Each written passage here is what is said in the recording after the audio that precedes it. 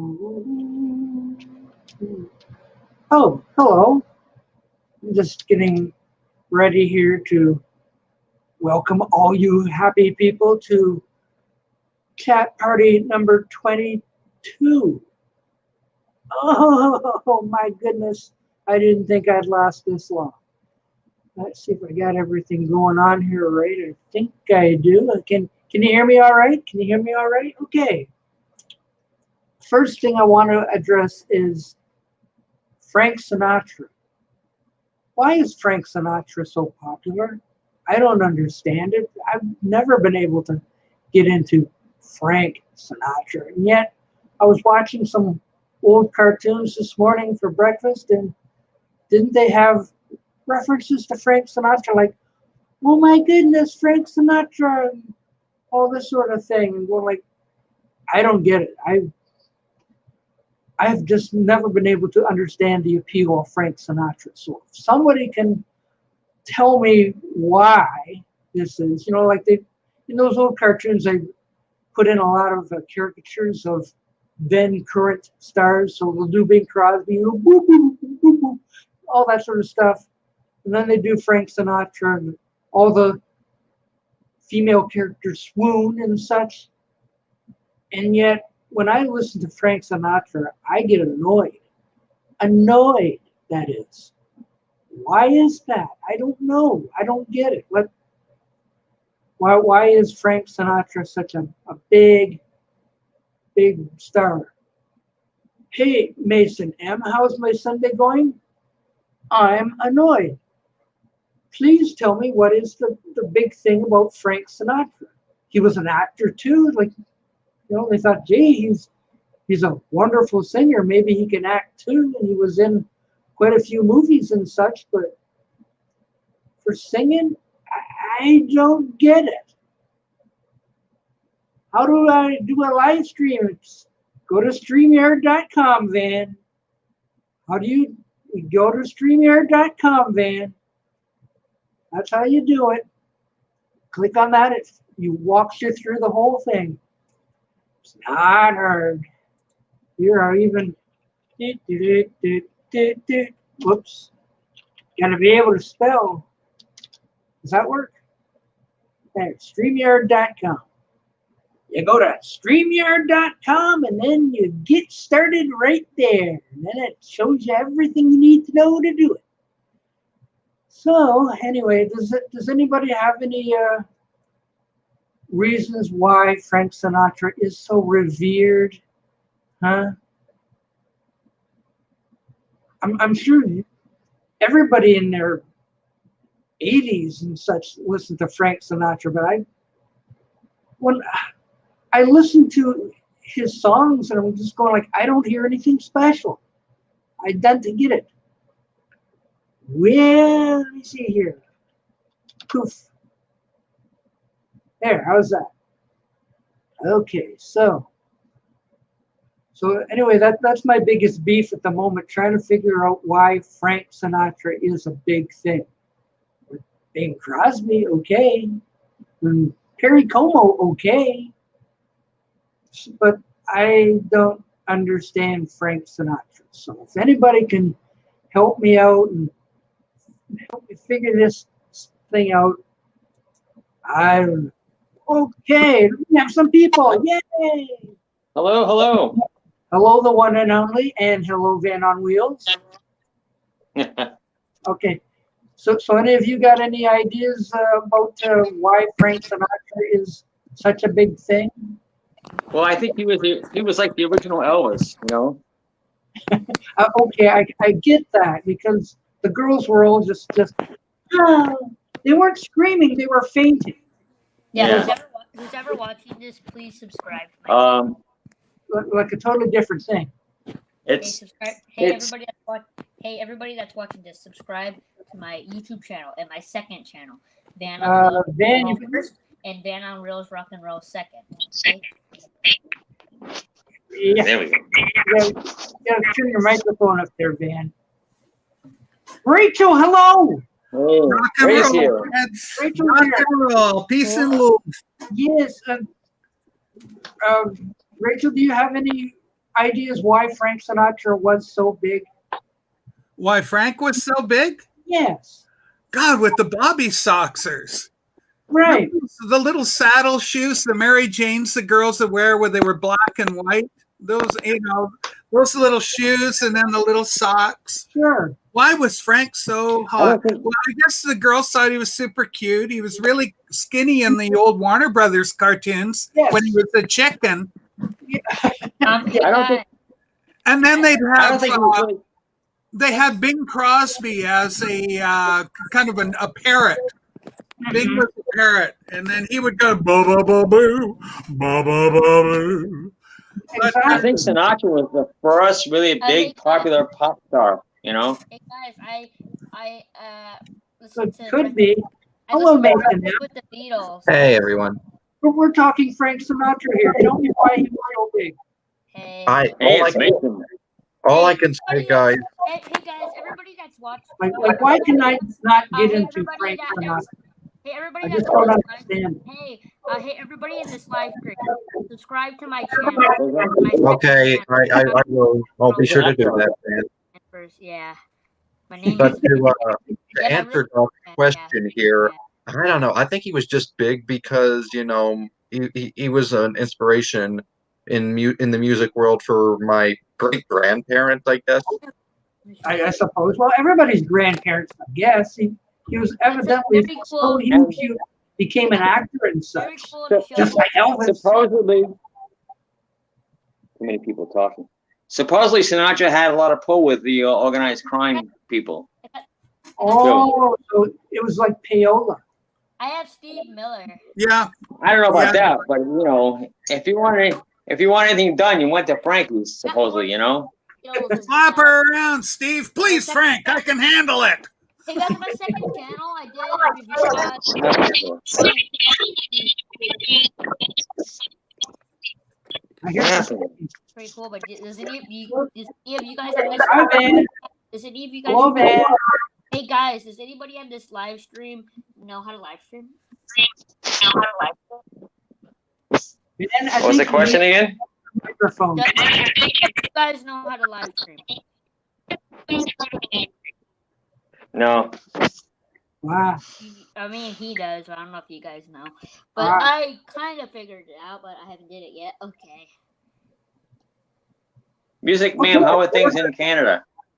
Warm today. Yeah. We're, gosh, what's the temperature? I got my phone. I'm going to give you the temp. And I'm going to do it in Fahrenheit so everybody in the USA can understand what the heck I'm doing here. Okay. Say hello to Vinyl Richie. He's got a little bit of input here. He was a teen idol in the 40s. Yeah, he was. I think it's because he was the very first teen idol. Yeah, the girls loved them. Holy smokes! We're at 83 degrees Fahrenheit. Wow. What the heck here? That's about what it is. That's about what it is here in Tennessee. Who's ever watching on this, hey guys, who's ever watching this on this channel, subscribe to Vanna Will's Rock'n'Roll First and Second. Those are my two channels, okay? But make sure hey Doc. You need to fix your microphone, man. We can't hear you. Yeah, you're cutting in and out, kid. Yeah. We love you, Van, but you're in and out with the microphone. Yeah, your audio is not working here. What about me? Is my audio working fine? Yeah. Everybody else is fine. Hey. Everybody else is fine. Hey guys. Because I almost considered the StreamYard link on my phone. I've never been testing StreamYard on a phone before, and I wanted to see how the performance would be. But I just went ahead and did it laptop anyways. Hey Doc. No, Richard is not here yet. Don't worry, he'll pop up soon, I'm sure. Big shout out to Vinyl Richie, by the way. And hello, one and only. I've seen your name around, but I'll make sure I tune in and subscribe to your channel. Oh, I know one and only. He goes by the name Mike. Hi, Mike. Yeah. You remember, right? I'm nice guy Nick. I just want to change my name today. Hey Doc. Whatever. Hey Doc. Rachel, did you see you were on Harry Zlotto's latest Yeah. video? The one of us Yes. with you on the bass, Yes, yes. freaking hilarious, I know. absolute genius. I was first up and I went like, what? I figured you'd be going after You know, the some first time, kind of royalty. Oh, yeah, well, I was supposed to sue, but I thought, nah, I'll let him go this time. the first time I heard this van person, I thought it was somebody had sucked the whole thing full of helium or something. You want this? Yeah, don't you? Pretty good.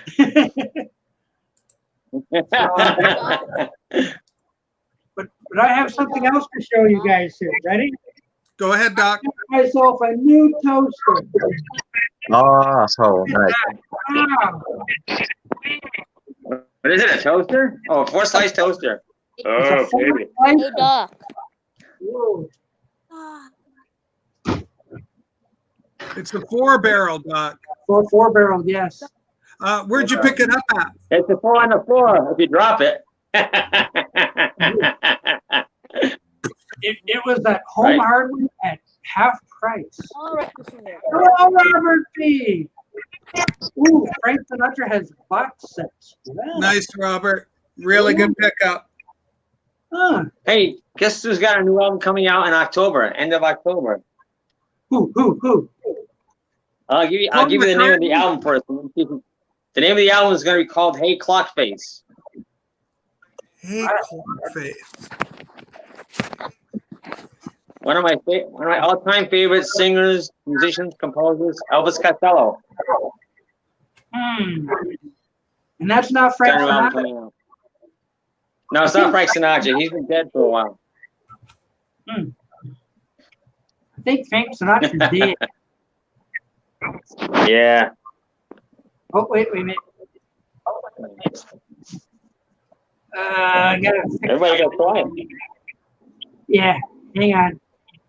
She's trying to fix her stuff up in my Okay, now, Well, you Don, know, Come on. you kept trying to talk over us, and I was trying to say that you needed to fix your mic.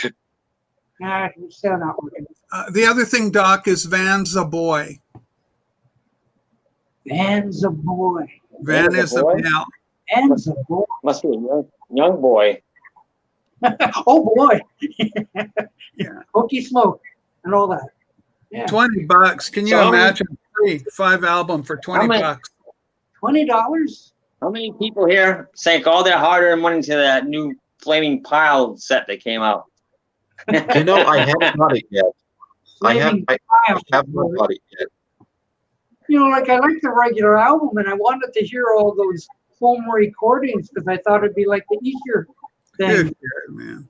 It wasn't really. I Nah. mean, I've listened to the whole remastered album on streaming, but I haven't actually went out and bought a version of it yet. Robert, go get your wife's computer. I don't. Doesn't McCartney have enough money? Come on, you know? He's got a lot of alimony to pay. Well, I don't think it's Paul. I think it's the company doing it, honestly. I mean, he's just sitting around, whoop-de-doo, you go. You're referring to Capitol Records. Yeah, I just think it's a record company, He could always say, no, I don't want to do it. So put the album out then, folks. Whatever. Yeah. I just think a guy at his age and his stature, he should just be sitting back enjoying life at this point. Go travel the world. You got all the money in the world. Go have fun, man. Yeah, there's more to life than money, that's for sure. I think I've told a few people about my opinion on the archive release. It's that the original album, the original 97 mix, there was nothing wrong with it. It was a good mix. Why did Paul feel that we needed to have a new mix of it, a new remastered mix? Yeah.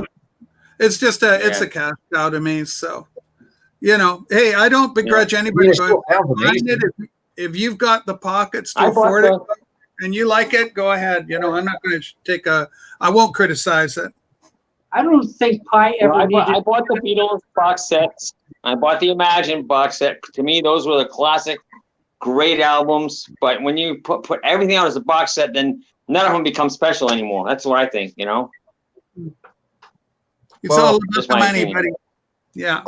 I'll go ahead and just say that I wanted London Town and Back to the Egg first before Flaming Pie because Back to the Egg especially is one of Paul's best albums of all time. And that I one don't know very about that. recently in the last year went out of print on Saving streaming it for services. Christmas. So What'd you say, Back to Doc? the- if there's any two albums that deserve an archive release, it's London Town and Back to the Egg, in my opinion. Ooh, vegan mayo. I think You it's have to mention vegan. mayo. I think it's pronounced. Whatever. Okay, let's give Van another shot. All right. Okay. Hey There it guys, hey guys. is.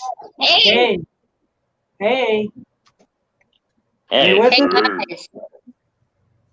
Hey guys, I put a link down and I put the link down of my 2 channels, Van on Wheels Rock and Roll first and Van on Wheels Rock and Roll second. Put those in the description, okay? Well, you know, Okay, whatever you say, kid. am I the only one that's noticed Somebody's this on phone is ringing. YouTube lately? But you notice before on YouTube when you were able to be in a live chat and like click on someone's channel in the comments and immediately go to the channel and subscribe. You can't do that anymore. Mhm. No, they I don't know killed why they that. took that away. Yeah, this is StreamYard. Oh, wow. It may operate differently. Cool. Oh no, Hmm. it's with Oh any. wait, hey guys. Yes, man. Put My my most two- recent purchase. my YouTube channel, put it in the description. Put my Okay. YouTube channel in the description. Okay, sounds cool. What do you got there? Is that My a most book? recent purchase. I just got this book this week. Oh, that's neat. It covers every movie they made. Hey, Mike, I got a trivia thing. Yeah. My second cousin was in the Our Gang comedies. You can look up Our Dog, Dogs, All Dogs in Heaven, or Dog Heaven. It's called Dog Heaven. 1927. Dog Heaven? Yeah, Dog Heaven, Oh, it's a silent. 1927. Silent. It was a silent one. Yes, it was. That's very interesting. She Oh, plays okay. the femme Dog Heaven, fatale, yeah. and her name is Hold Adele on. de Kirby. Ooh. 82, 83. There was an adult. 82, 83. Huh. There was She a also lot of kids that were only in for like a couple of shorts and then they disappeared. Yeah, she was one of Dog those. Heaven. Yeah. Adele de Okay, Kirby. J.R. Smith, Alan Farina Hoskins, Pete the Pump. It doesn't list it, but it doesn't mean she wasn't in there. So Yeah, she's in it. Adele de Kirby, cool. and I think she has a Wikipedia page. I'm not too sure. And Dog Heaven, but yeah. here's the interesting thing about Adele de Kirby. She was involved in a lawsuit with Babe Ruth. Ooh. Yeah, so Really? Babe Ruth, she's a kid, right? She's like 6 Yeah. years old or something in 1927. What So do you Babe Ruth, know? Babe Ruth. well, he comes into San Diego. These people, my cousins, were all big kind of benefactors of San Diego, the university out there and everything. I'll finish this and we'll get to Boomer. Yeah, maybe Boomer can come on and ask it. So anyway, yeah, hell yeah, get Boomer. That would be cool. Yeah, I'm into it. So anyway, Babe Ruth got her to sign. He was signing autographs with a bunch of child actors, and a San Diego councilman for political gain filed a lawsuit. And because they filed the lawsuit, Babe Ruth was stuck in San Diego for a week while they had to fight this thing in court for violation of child labor It's a good place to laws. be stuck. And but eventually, Babe Ruth was cleared of the charges. It was just a political hit job, basically, to gain notoriety for the council member. So there's my Babe Ruth story, my connection. That's a very interesting story. Very yeah. interesting. Boom. Yeah. And, Babe Ruth was unbelievable. This guy lived a totally debauched life, ate like a pig, and he still could play baseball. It's unbelievable. Yeah, I know. I subscribe to your channel, by the way. Rounding first. Well, We got to get rid of Van again. It's not working, the audio.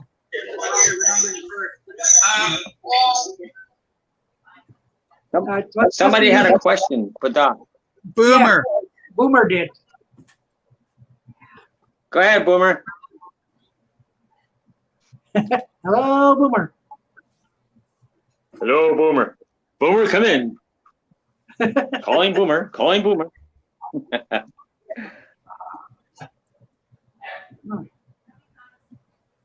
I'm being flooded with van on wheels. Okay, what? Do I have any of the deluxe? Yes, I do. Yes, I do. But I don't know if they're. I think they might be copyrighted because that one I put up was like from 1930, and I think they're all public domain. But the ones that are like the Translux and the all that sort of thing, I will show you. I have to run. Go ahead. Felix the Cat, legendary character. Yeah. Yeah, Max he was around Studios. the silent film, feels like that. Yeah. Boomer's asking about these guys. Oh yeah, I Oh, yeah. remember that. Yeah. You know, with Mickey the Mouse knockoff. yeah, you know, with the Poindexter and Master Cylinder and all that kind of stuff. That's the ones Boomer's reminding us of. But Were they from the Doc? Were they from the Fleischer Studios? these ones? No, Felix was never No. a Fleischer. A guy named was an Irishman. Sullivan, I think, was the guy who invented the cartoon Felix the Cat. Okay. Pat Sullivan. Yeah, Pat Sullivan. Yeah, and Sullivan somehow lost rights, and they went to Joe Oriolo, who made these things in the late '59, and they were syndicated. These guys are the ones we remember. Yeah, I watched them when I was like 3 years old. What's that? Golden Anniversary. Wow, nice box, Doc. 50 years. You know that Felix stuff. That reminds me of a similar cartoon that you may have heard the very controversial backstory behind. Anyone heard of Oswald the Lucky Rabbit? Yeah. Yeah. Yeah, And the whole thing of how that was technically Disney's first cartoon before Mickey Mouse. Mm-hmm. Yeah. Yep. Yeah.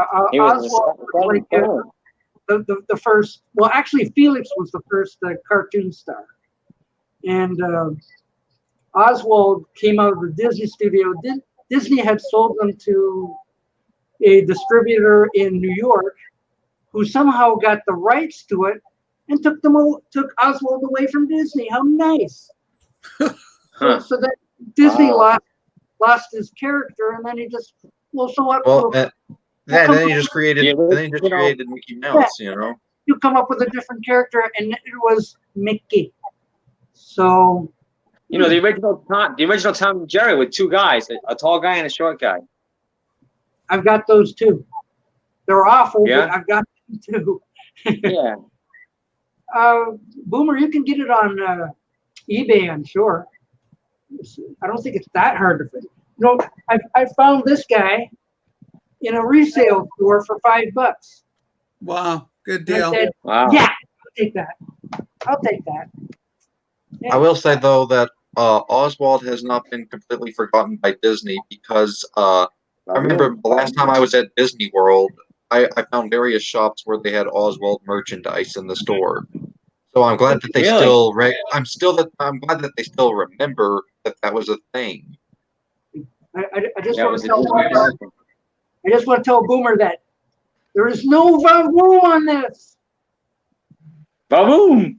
No Vavoom. No Vavoom. For a character that only appeared 3 times, everybody remembers Vavoom. Yeah, Professor and Rock Bottom. Oh, we got Rock Bottom and the Professor. That's no problem. Yeah. Vavoom seems to have been a really hit character, and they didn't do anything with him. So, look, $75 plus.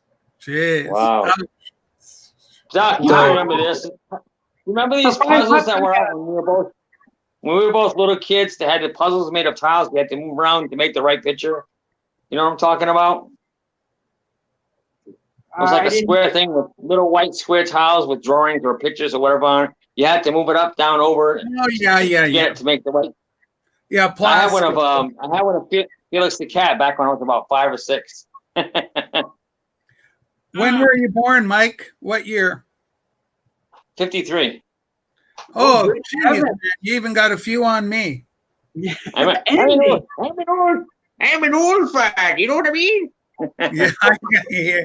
It's crazy to think that I'm the only one on screen that didn't live through the 20th century. Well, we were all born in the 50s. So Doc and Mike and myself. Yeah. I was 58 for me. Mason was probably born in the 90s. No, I was. Well, you're close. I was actually born in 2000. Yeah. Oh, see, he's a kid. The young buck. No offense needed. No offense needed. Okay, I'm going back to that Felix thing because I said I bought it for $5, and Boomer says you can buy it for $75 now. Well, here's the other one.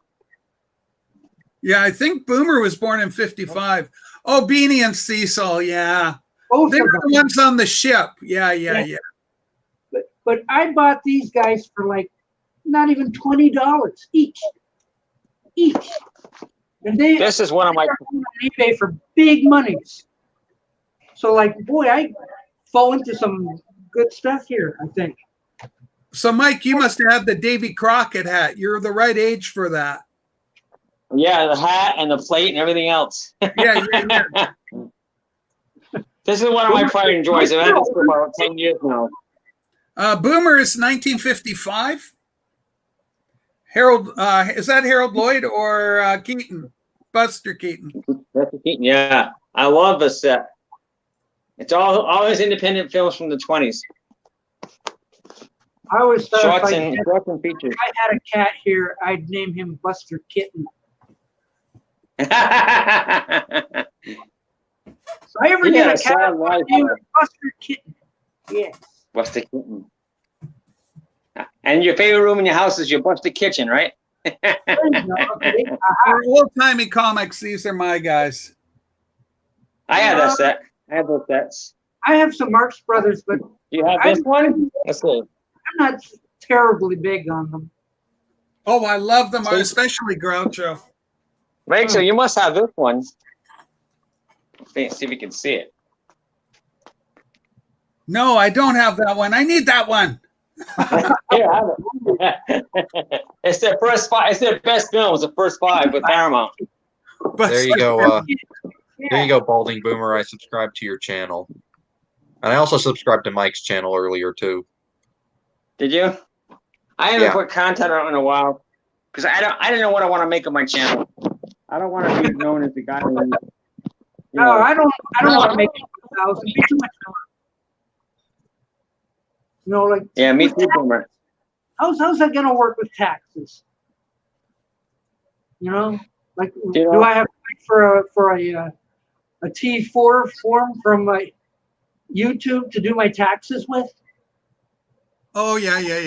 Yeah, I don't know how that's gonna work. Maybe, I don't have to worry about taxes anymore. I'm retired.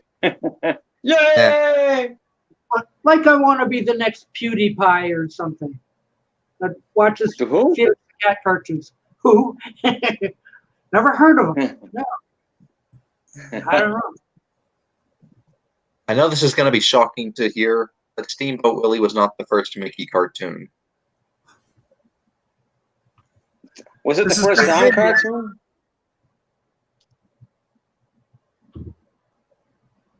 It's actually I grew up in a little tiny town in eastern Connecticut. Connecticut. Eastern Connecticut. He asked me where I grew up. A About Connecticut less than an Yankee hour in from- King Arthur's Court. In Tennessee now. Yeah, I live in Tennessee now.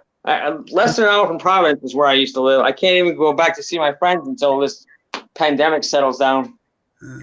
Oh yeah, the pandemic. You know, I Yeah. think this is my opinion. This is just my opinion, but I think it will.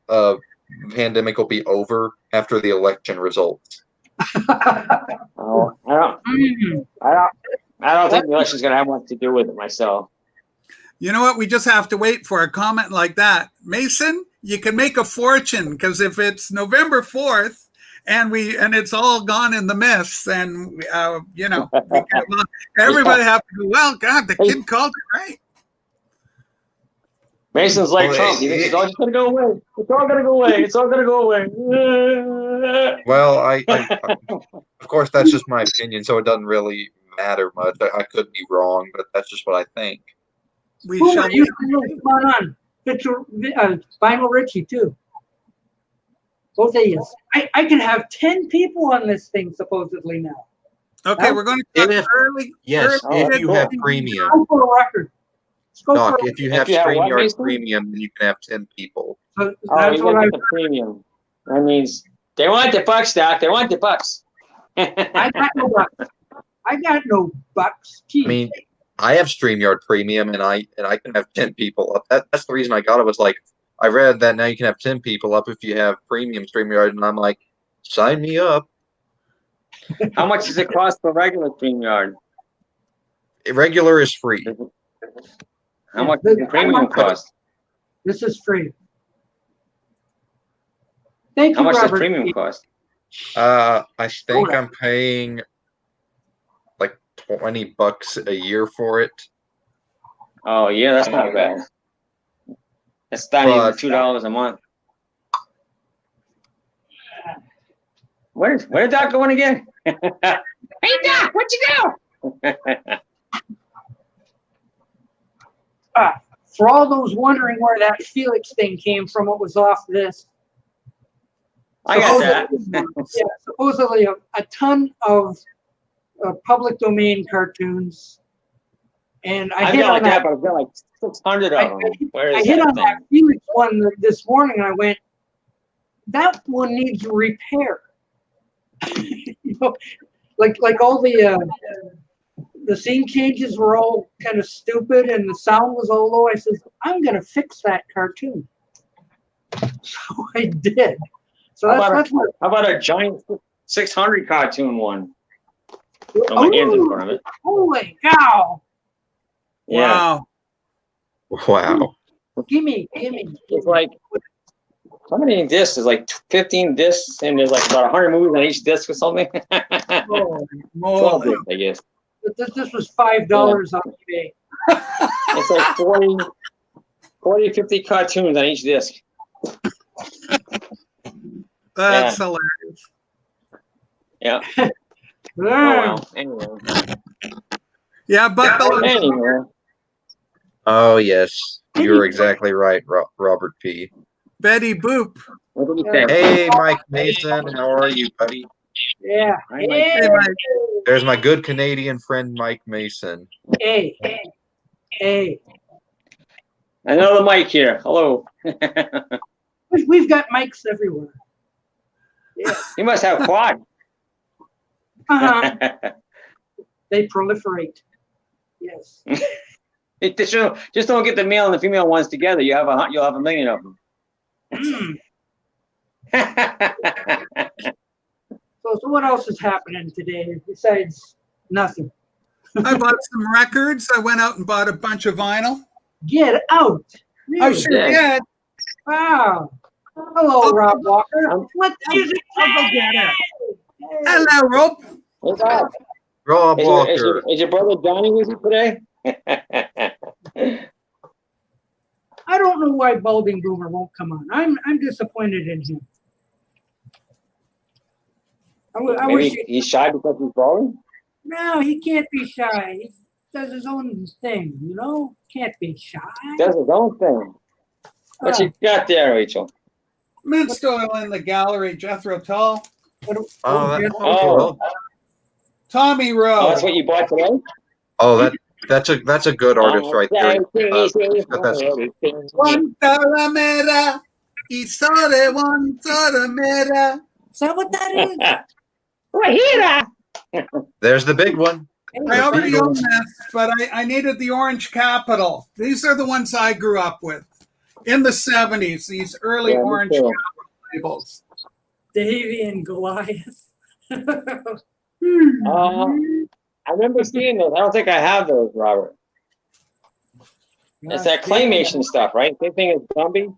Yeah, you know who worked on that? Sneaky Pete Kleinow did the claymation with Davy and Goliath and Pokey and Gumby. Wow. I don't know who that is. Oh, UK Pressing, Pickwick. very quick. So Gene Pitney. Cool. Sounds like a familiar label to me. I don't know where I've heard that term I, Pickwick before. Yeah, it's been around. I won't be buying albums until October because there are no record stores near me, and it's too hot to send records through the mail. I don't want them coming all warped. So starting Yeah, October, I'll probably get records again. I haven't gotten any new vinyl since Christmas. Oh, The last vinyl record I got was Beatles Rubber Soul for Christmas. And you didn't even buy that. I got Discogs, so I can see what's the last stuff I got. Let's see. Oh, Getting back to that Tommy Rowe vinyl record, Rachel, it's interesting you chose to show that off today because he's an artist that has at least one or two songs that I really do like. Like I've got he's got that one song Dizzy, and then he's got another one that I like a lot. Sweet Pea. Hooray for Hazel. the Sheila. last record I bought was Bob Dylan, Rough and Rowdy Ways. I just got that about a month or so ago. Oh, Dylan. Yeah, I picked that one up on CD. Yeah, I got it on vinyl. Oh, Rob Walker. that reminds me, I do have a song. Rob Walker has a fantastic channel as well. I'm gonna go grab the CD to show. Maybe we could get Ian Anderson and Paul McCartney together. I get everything on vinyl first if I can. If it's not available on vinyl, then I'll set up a CD, but I prefer vinyl. Yeah, great compliment. I don't buy Rob Walker. I don't buy records just to display them like a museum, like somebody we might know. I buy them to listen to, you know? Hey, don't criticize Doc that way. That was a real slight against Doc's I know. tendency just to show stuff. I wasn't saying that. Nothing against Doc. I wasn't talking about Doc. Nobody here. I know, Mike. I'm teasing. I'm still waiting for the Oh, monkeys. I know that Who is everyone's got this CD. Who is that? I can't see it. Abbey Road. Who was that, Doc? I couldn't make it out. Yeah, it's the Abbey Road. 2019 50th anniversary CD. Comes with the booklet. It was. I saw that, Rob, in your It was one presentation. pound, huh? He bought them from the boot. He bought them out of a boot. What's a out of a boot? What's a Hey, pound in Brad. American money? About $1.50 nowadays? Brad is here. Yay! Beatle Brad. Hi. Get some big names today. Woohoo! Hi, Brad. Come on in, son. The water's just fine. Yay! Follow the link. Come on. Got some big names here. Let's go. Well, Big we have name. two. We have three big names here. I have all but one subscriber, so I'm not big on here. Orange Capital, Beetle Brad. Orange Capital. Orange Capital. Wow. Rachel, funny thing you mentioned that if it's Orange Capital, then that's got to be like it's got to be like an early '70s pressing. Yeah, that's when I was buying them. Absolutely. Because when Capitol was using that label, that was like the early '70s, Yeah. early yeah. '70s, I believe. That was That's when I was. Oh, sorry. Doc. yeah. That was after the Peter Green Brad, Cat. join us. We can chat. Hey, Doc. Yeah. Get Beetle Brad up here. I'd love to. Yeah. I'd love to. Come on, Brad. Come on, We Brad. want to chat with you, brother. Bring your buddy with you. Nice buy, Mike. Very Bradley. nice. You can do it. You can do it. But what's that? Mike Mason got a can do it. Elvis Presley in pink. Ooh, wow. That would be tremendous. What are you Beatle going to Brad. Pink vinyl, huh? Pink vinyl. I've got all kinds of color vinyl. I don't think I have a pink album. No, I don't. And I'm not a I might. not a fan of Elvis, so it wouldn't be Elvis. I might have one. Wasn't it that, if I remember correctly, all the U.S. Beatles albums were pressed originally on the Rainbow Capital label because they stopped using I think you're right, Brandon. the tail end of the 60s, I believe.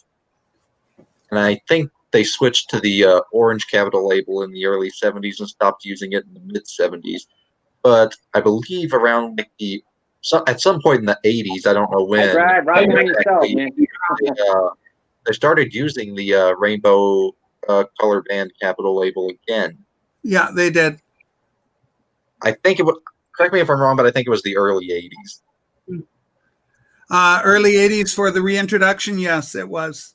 Like, I want to say 83, I think. I can't quite remember. I know it's early 80s, so. I just wanted to say to Rob Walker, do you know who's even more amusing than me? Spins and Needles. You guys watch Spins and Needles? Yeah, she's adorable. That's Jenna.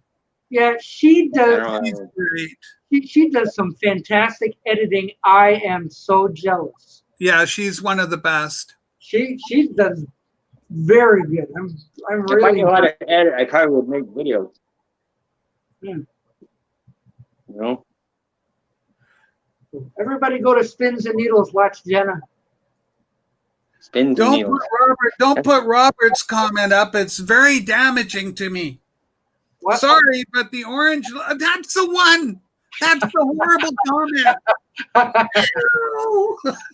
Stop it. I've got some Hendrix on the lime green Target label. Well, yeah, but Rachel, you're probably just going to display it anyway, right? Well, I'm just angry. Uh-oh. I don't know. It all depends. I have no Rainbow Capital Beatles. They're all either the purple or the dark green. Yeah, I got it. That's about it. Well, I have Magical Mystery Tour on vinyl, and it's Rainbow Capital, the pressing I have.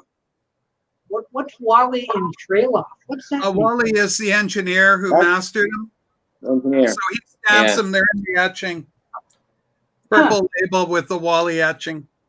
American pressing. Oh, what is that, in the dead wax or something? Yeah, it's in the dead wax. And they dead wax. Here's Abbey Road CD on Apple. Hey, Rob, the funny thing is I did some contest and I mentioned about it was for Joey Under the Needle. And I said, the channel to watch is the Vinyl Guru because he's going to do like Academy Awards. So it's got to be the Guru for the win. She's going to be like watching Stevie Wonder in the 70s with the Grammy. She'll have an armload of all best newcomer, best overall. I wish Boomer would come on. Yeah, Boomer's fun. Come on, Boomer.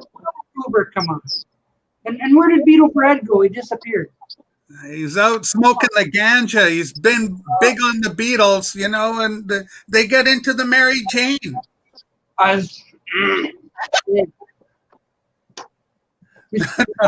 Boomer hasn't been showing the antique pop bottles lately. I love that stuff. Rob, I love your world. Manchester. Brad wants to know how he gets on.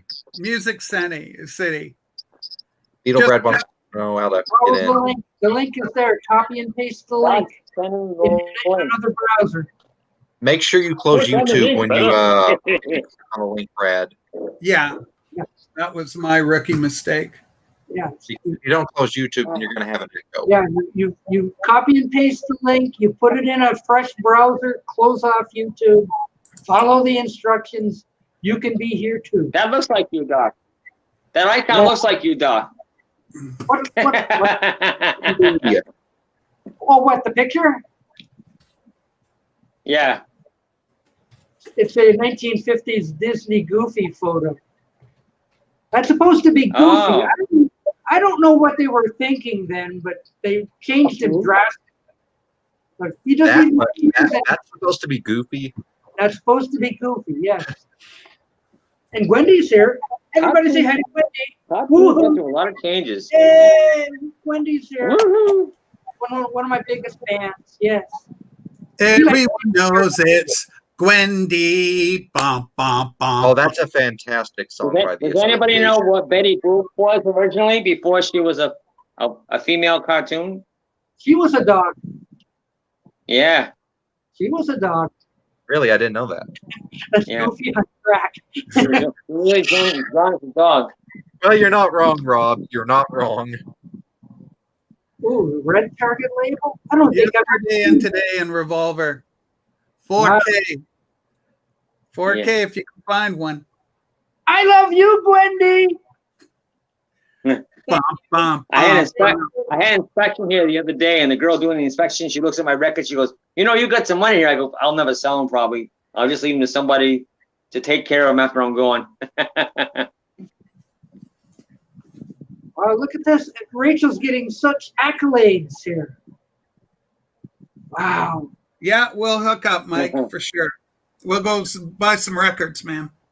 Ooh. We'll make that happen. Wow. He has to take a ferry. He has to ferry across the Mersey. Well, it's actually the channel here, where Juan de Fuca Strait. But Rob Walker has to leave. Bye, Bye. Rob. Bye. Bye, Rob. Thanks for dropping Bye, by, Rob. brother.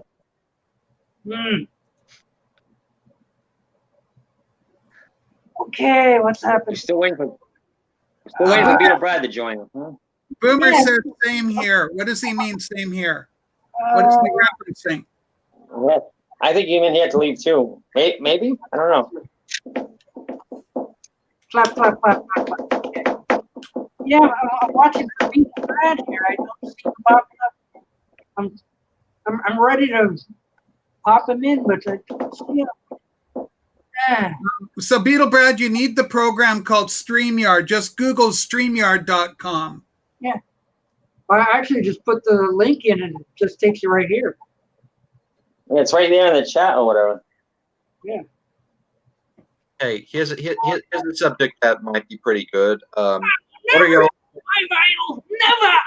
Never. Who's talking like that? Don, Who's talking like that?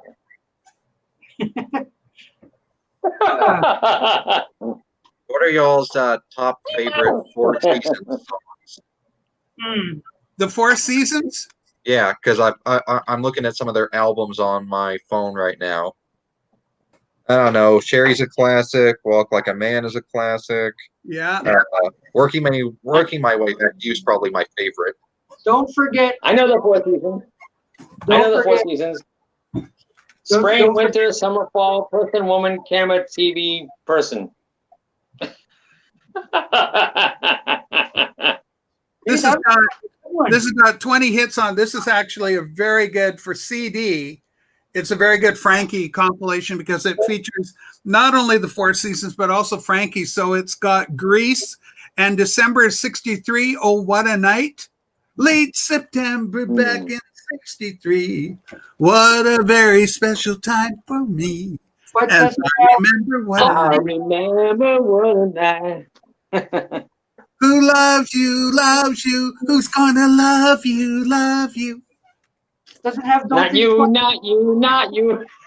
Does it have Don't mind me, I'm having some fun. Don't think twice. Don't think twice. Don't think twice. Don't think twice. Isn't that Bob Dylan? Don't think twice. It's all right. It's all right.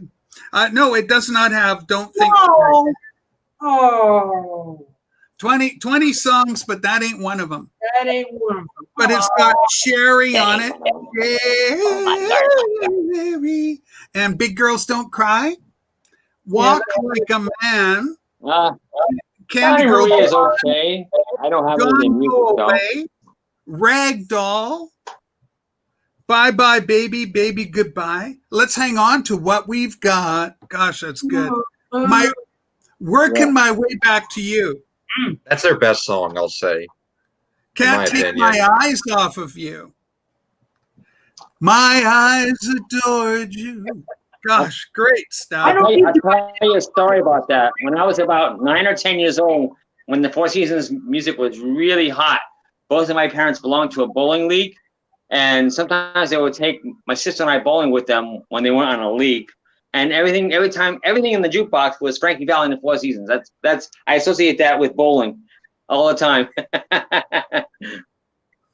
Yeah, you got to get the Beatles versus the Four Seasons. Oh yeah, yeah. Hey, Rachel, this is one that I doubt that collection will have. Does it have East meets West? East meets West? East meets West. What's that? Their 1984 compact single featuring the Beach Boys. Oh, no, don't have that one. Who are these Beach Boys who you speak of? Yeah. Boomer's right about the. They did a great job of Silence is Golden, but my favorite is the Tremolos. Love the Tremolos from England, from Essex, from Bleeding Essex. Yeah, Robert P's got that thing. He got only $5 on Amazon. Yeah, right here. I don't know how good y'all can see this, but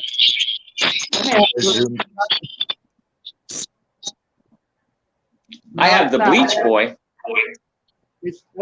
Johnny. Yeah, Johnny was a member of Frankie Valli.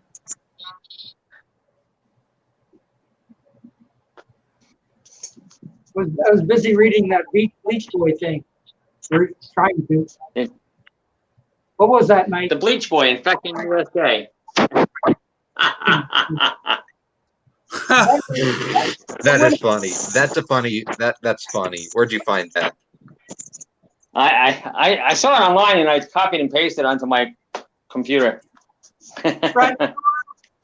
Brad, just when I put the link in here. Just click on it. He needs StreamYard. Not really. Doc, give him the link again. The link brings you here.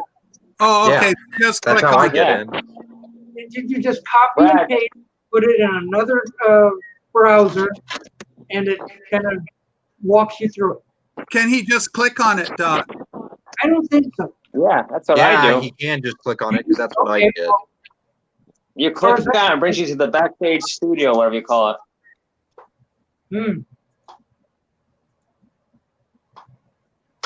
Early tremolos were wonderful. I have tremolo on my guitar. I'd love to have Brad on here. I hope he can figure it out. I hope, I'm telling you, Robert P. has got a really good Beatles collection. You can tell just by listen to his comments. He knows his stuff.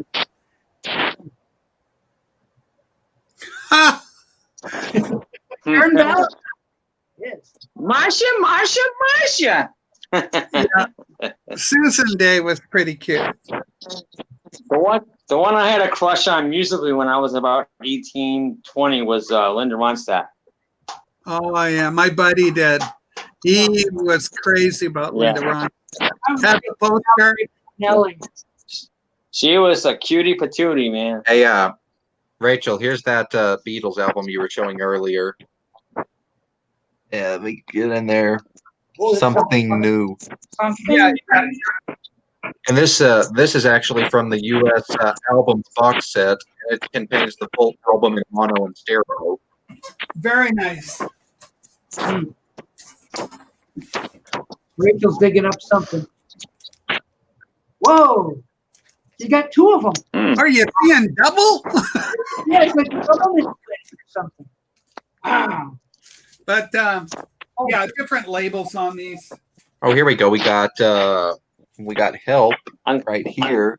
I'll get some records that none of you guys have. How's that sound? You're hurting my feelings. That got the Wally. Here's Hey Jude. I don't know if it's a Wally. You gotta check and see if it's a Wally. No, it's not a Wally because it's a Canadian press. Oh. Wally is USA. Okay, guys. These albums came out in the late 50s, early 60s. They're all original presses, and I bet you've never seen them. If you have, then you're a better man than I am. Here's one. Here's the oldest one. Don't make us. Oh, Mad. What? Mad magazine. Alfred E. Newman. When I bought this with my wife back then, it was $60 I paid for it. It's probably worth over $100 now. And it's in stereo too. Whoa. Yeah. And then there's this one. Think along with Mad. These are Mad Twist. Apple box that came out about 10 years ago. Are you referring, Balding Boomer? Are you referring to the U.S. albums box set from the Beatles? Because are you referring to Balding Boomer? Hey, Brad. U.S. Technically, Hiya, Brad. Hello, Brad. Oh, hey, Beatle Brad. He's riding a bicycle. Hiya, Brad. Good morning, everybody. Brad, you gotta close YouTube.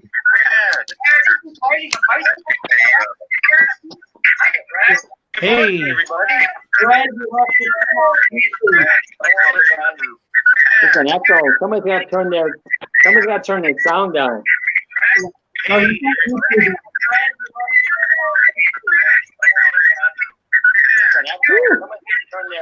Oh, it's awful. Don't look at that. How you been feeling, Brad? Can you come here? Wow. We'll just give him a moment to sit down.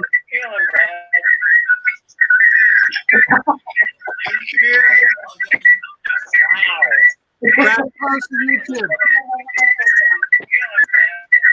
Close the That's YouTube. crazy.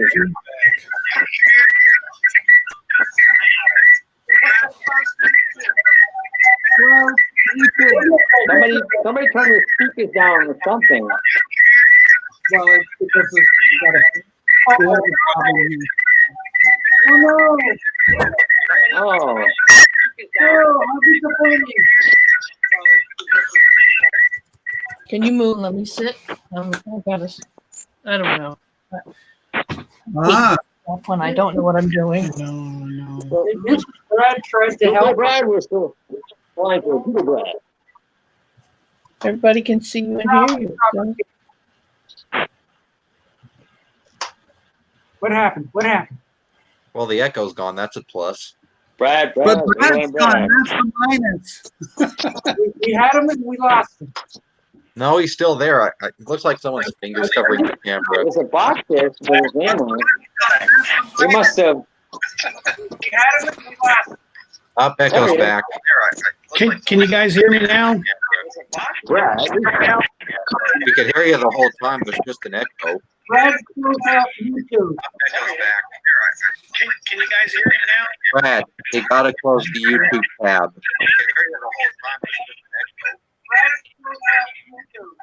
What's that? You gotta close the YouTube tab. Gotta close YouTube out.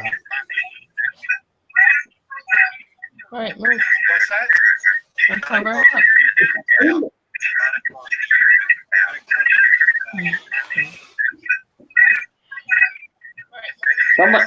Somebody's got more than one speaker on, or audio device. Almost there. Almost there. I know, Almost I'm trying to do Yay! it. Hey, now it's working. Hey, Brad. Hey, everybody. I'm so sorry about that. It's so hard to get this to work right. I had to install it because it wasn't on this computer, so I had to install a whole new program and all that. And it's really hard to do that from prison cell number 5. So, Holy cow. Prison cell number 5. yeah. How you been feeling, Brad? Good, doing good. Good to see everybody. How are y'all doing? He looks wonderful, doesn't he? I'm sorry? You look wonderful. Oh, is my hairpiece on straight? Yeah. You look great. Glad to see each and every one of you. Yeah, you guys are looking good. We're all big Beatle brand fans. Yeah. No, you guys Oh, are good. yes. Yes, we are. Yes. You guys are kind. Yeah, doing I'm just a all fan right. of mankind in general. Yeah, who's this? Who's this? Oh, Oh, who's that? baby, Oh, long baby down, Another sunny stop by. baby. Oh, hey, it's Who's this, Michael Doc? Elliott. What's up, Doc? Let me love you, Michael! baby. Let me The love party just gets better and better. Oh, I How are you, Mike? love Frankie Valli in the Four Seasons. Hey, Oh, everybody. yeah. Yes. Rachel's got a good one. Rachel's good to Mr. see you, Mike. Doc, of course. Making Mike sure that my sound set up here. I'm still kind of setting up, you know. and Beatle Brad. Good to see you Yep. again. I'll be right back. I'm going to get a beer. Okay, dokie. Woohoo! Bring back a lot. Yeah, you got a full house here. Hey, Doc, how you Bring back a doing? pizza. I be doing okay. How's everyone? Good, good. I saw your cruise. Pizza for Your everyone. drink- How's that? Oh yes, the cruise thing. Yeah, I enjoyed that. That was really neat to see that. That's great that Doc was finally showing off the cars in his collection. yeah, right. But you know what? I don't understand people today in that if we saw somebody with a camera going like this, we avoided them. We're like, oh, they're doing pictures. Avoid them. Get out of the way. Not here. They walk right into frame and everything. I had to do a lot of cuts to take people out because they were walking right into the camera. Oh, okay. Wow. Yeah, I thought you had to do that. Yeah. What's that? Oh, What you got, Corona. Rachel? Up, you grab the virus in the bottle. Rachel's got Corona Extra. Wow. Extra Corona. Yes, that's right. Ooh. Extra virus. 4.6. 4.6, kids. That's great, Rachel. Yeah, good to see you and good to see everybody else. Yeah, this is great fun. Yeah. Yes. Well, we're Sorry, getting obviously, Brad. Yeah, sorry I missed your topic on Beatles and Capitol and all that. That sounded like a really fun, good one. That's for sure. Well, Adams. there's some Sam Adams there. Well, I feel left out. Yeah. Well, do something about it, Doc. Yeah, I don't. I mean, I may not be in New England anymore, but I can still drink New England, right? We'll just pass it over. Michael's hitting the fridge. Everybody's getting some libations. Yes. I got a beer. Ginger beer. Oh, Let's see. A few comments come hopping in here. Let's see what's going on here. Oh, yeah. Oh. buddy. Let me go back to the comments because I always forget to say hi to people if they say hi. Yeah. Hello, everybody. Yeah, little buddy's doing good. He's sleeping. He's sleeping like a dog. He's had a hard day's night. Wow. So, Doing yeah. All right. Hey, for fun, you guys want to see something new that I just got Did in, you wear the pants in the family? buddy? Hey, let's see, This Brad. is one of the new things I just recently got. This is Beatles. What is that exactly, Brad? That is Beatles hair gel from 1964. It's an original pack that still has not been opened. I just put it in this container, but I'll be going to be showing it soon. Get the heck out of here. Real hair gel. It's My still in the goodness. original box.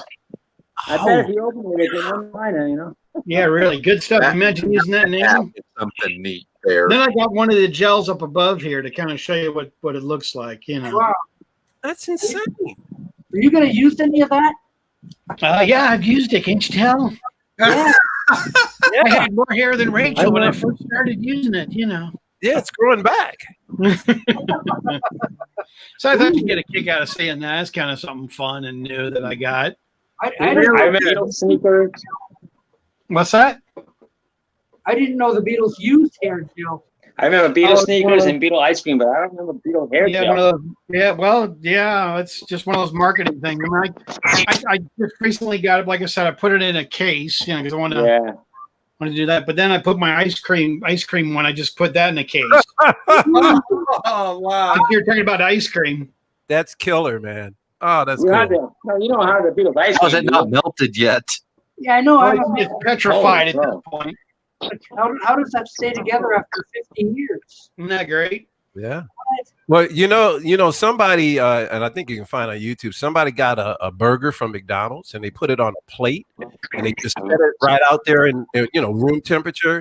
Yeah. And they said it took months before it actually showed any mold or decomposed. Well, Wow, that's really? it's healthy. That just shows you, what kind of things they put in it to try and keep it preserved for that long. That's Yeah, it's got to be great in your stomach. Yeah. Like they say, a Hostess Twinkie is still edible far into the future. Well, the astronauts took the Twinkies to the moon. Or was that I left them there. Yeah, remember Tang? Well, guys, I gotta go. Yeah. Nice chatting with all of you. Everybody have a great rest of the day. All right, All right, Maybe you talk have to a you good soon, one, okay? Mike. Hey, Mike. Yeah, Mike. Thank you. All right, Bye-bye. see ya. Bye-bye. Bye-bye. So Doc, how many people can you get on here at one time now? Supposedly 10. Wow. Wow. That is if you have premium, which is what I have. Well, Doc, you just had 6 on. I don't think you could ever have 6 on before, did you? Could you? Oh yes, I have had 6 Was before. 6 the limit? 6 was the limit at one time, and now with premium they have it up to 10 I believe it is 10 now. with premium. No, with regular, with just. Oh, so you can still bring 5 more on? I think you can. Hang on, guys. I'm going to Google it. Excellent. It That's came amazing. out about a month ago. It doesn't surprise me because Zoom started. I mean, you could do like 10 on Zoom from jump. So I'm sure they're trying to catch up with everybody else. Zoom is like dominating. Sure. Well, there's various reasons that I don't trust Zoom completely, but we don't need to get into that here. Robert, show them Another topic, right? What's the cereal box, Brad? Yeah, Brad. I'm sorry, what's that, Doc? Robert says wants you to show us the cereal box. Oh, yeah. You want to see that? That's Oh, really yeah. cool. Yeah. What do you? Beatles. Yeah, wait a sec. Don't go This away. should be entertaining. Ready? Ooh. Yeah, look at that. Isn't that cool? You can't find Snap, Crackle, and Pop on the. there we go. Wow. It's got the rolls on it. The Rebels. Is that like a record? But isn't that cool? What That's is that? very cool. Is the cereal still in there? No. Oh, It's a real nice. I'm trying to get it on camera. I'm trying to move around here with the camera. Yeah, it's really cool, isn't it? Yeah. it is. Yeah, I showed that in one of my previous videos of the Beatles Rice Krispie box. I always like the one with the red and white cap. That was my favorite of the tricks, or the the Rice Krispie elves. I like the little red and white hat guy. He was my favorite. Yeah, they were into trouble. After you eat the cereal, you'll see all kinds of elves. Yeah. But you know what's good? Mixing Rice Krispies and Cheerios. Oh man! Wow. No, I haven't done that yet. It sounds Hey, like a trip. I love both of them. I really love Cheerios a lot. Yeah, if you mix Cheerios and Rice Krispies in the same Wow. No, you know what, Doc? You know what the very best is, and this is from Hawkeye Pierce on the old MASH. You put Rice Krispies in with beer, snap, crackle, and burp. Hey, Rice. I'm gonna screen share something just for a quick bit here. Rice burger. Microsoft Edge tab. It's exciting. Yeah. Rachel. Ooh, something is happening Rachel's here. still drinking. You got Doc. You've got Rachel drinking. Okay, so that's the whole StreamYard thing right there. If you can see that. Yeah, we can see it. Thought it was a lineup. You can do up to 6 screens, Doc. Are you on the free or the basic, Doc? I'm a free. You can do up to 6 screens then. Then you 20 a month. You can get the all that other stuff. All this is monthly here. Huh. Well, I'm on the basic plan, and I can get 10. Yeah, you get 10 with that or the professional. The professional gives you the high def. Yeah, it's $20 a month. Oh, you mean we're not in high def? Well, we are really for us because we got great gear. Right. Yeah. No, I'm just deaf. Robert, you made the box for Brad? Yeah. Wow. Really? I thought that was an original. Yeah. Now it's especially made from Robert Wow. P. Yeah. Wow. Isn't that cool? Wow. He's quite. How the heck does he make cereal boxes? What? Wow. 3D printer. Yeah. He's my To make a box. my go-to guru, Beatle guy. That was, Very cool, Robert. Ooh. that's excellent work. Really. So I guess Rice Krispies back in the day did do a cereal box like that, but this is a they did make an original. I mean, you can buy these, but they start off seriously. If you want to buy one of these, they start off about $1,000. Yeah. Really? For a cereal box? Yeah. Oh yeah. Hey, guys, we have a new joiner to take Mike's place. Are you ready? Okay, bring her in. Richard Dolan! Hey, Richard. Hey, Richard. What's going on, Rich? Hello. Hey, Rich. He has returned. Hey, Rachel. Hey, The Michael. whole gang's here. Hey, man. Hey, Peter. Brad. Hey, Nathan. Hey, Doc. Top of the morning to you, lad. Tip of the morning. Hey. Morning. Did you see? I've got a new toaster. Oh, a bagel. Yeah. Go What is ahead. that, Doc? Nine. New toaster. Oh, wow. Doc's been on fire, man. He's been buying CDs, I know. DVDs. Yeah. Doc, you must have won on Wheel of Fortune or something like that to get a new toaster, right? Appliances. Well, yeah, but when you're on Wheel of Fortune, you say, well, for $200, I'll take the ceramic cat. Yeah, exactly. Yeah. For $400, I'll take the gift certificate. Okay, you know, for, I don't know, leopard prints. Yeah. They give you one for Burger Chef that's gone out of business. You know? Oh, Burger Chef. Yeah. Wow. Burger Chef, that was a good place to eat. Yeah, it was cool. Yeah. So how's everybody doing? Doing good, Richard. I'm doing pretty good, All Richard. right. Thanks for asking, buddy. How about you? I'm doing okay. Yeah, getting by. Hey, listen, everybody, you got to get a little numb to it by now. I mean, it's, Richard, It you're building up is a- what I've it been numb for years. was. That, Doc? I've been numb for years. Yeah. Mike Mason, Richard! Hey, Mike. How you doing? Yeah, good old Richard. You doing okay? I'm good. How you been doing? Good, good. What's new? What's new, Richard? Have you gotten any new fun vinyl? Yeah. No, I really haven't been able to get anything. I did pick this up yesterday. I was hoping you'd get Flaming Pie.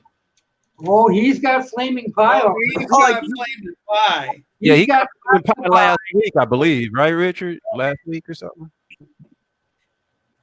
Richard's got so much flaming pie he could open a bakery. Richard, you froze up. Yeah, You still there? I don't have the Flaming Pie archive set yet. I have heard the remastered album on streaming, and it sounds amazing. What is he showing? It's pretty phenomenal I got sounding, isn't it? Pull back, Richard. But then again, it doesn't sound much different than the original.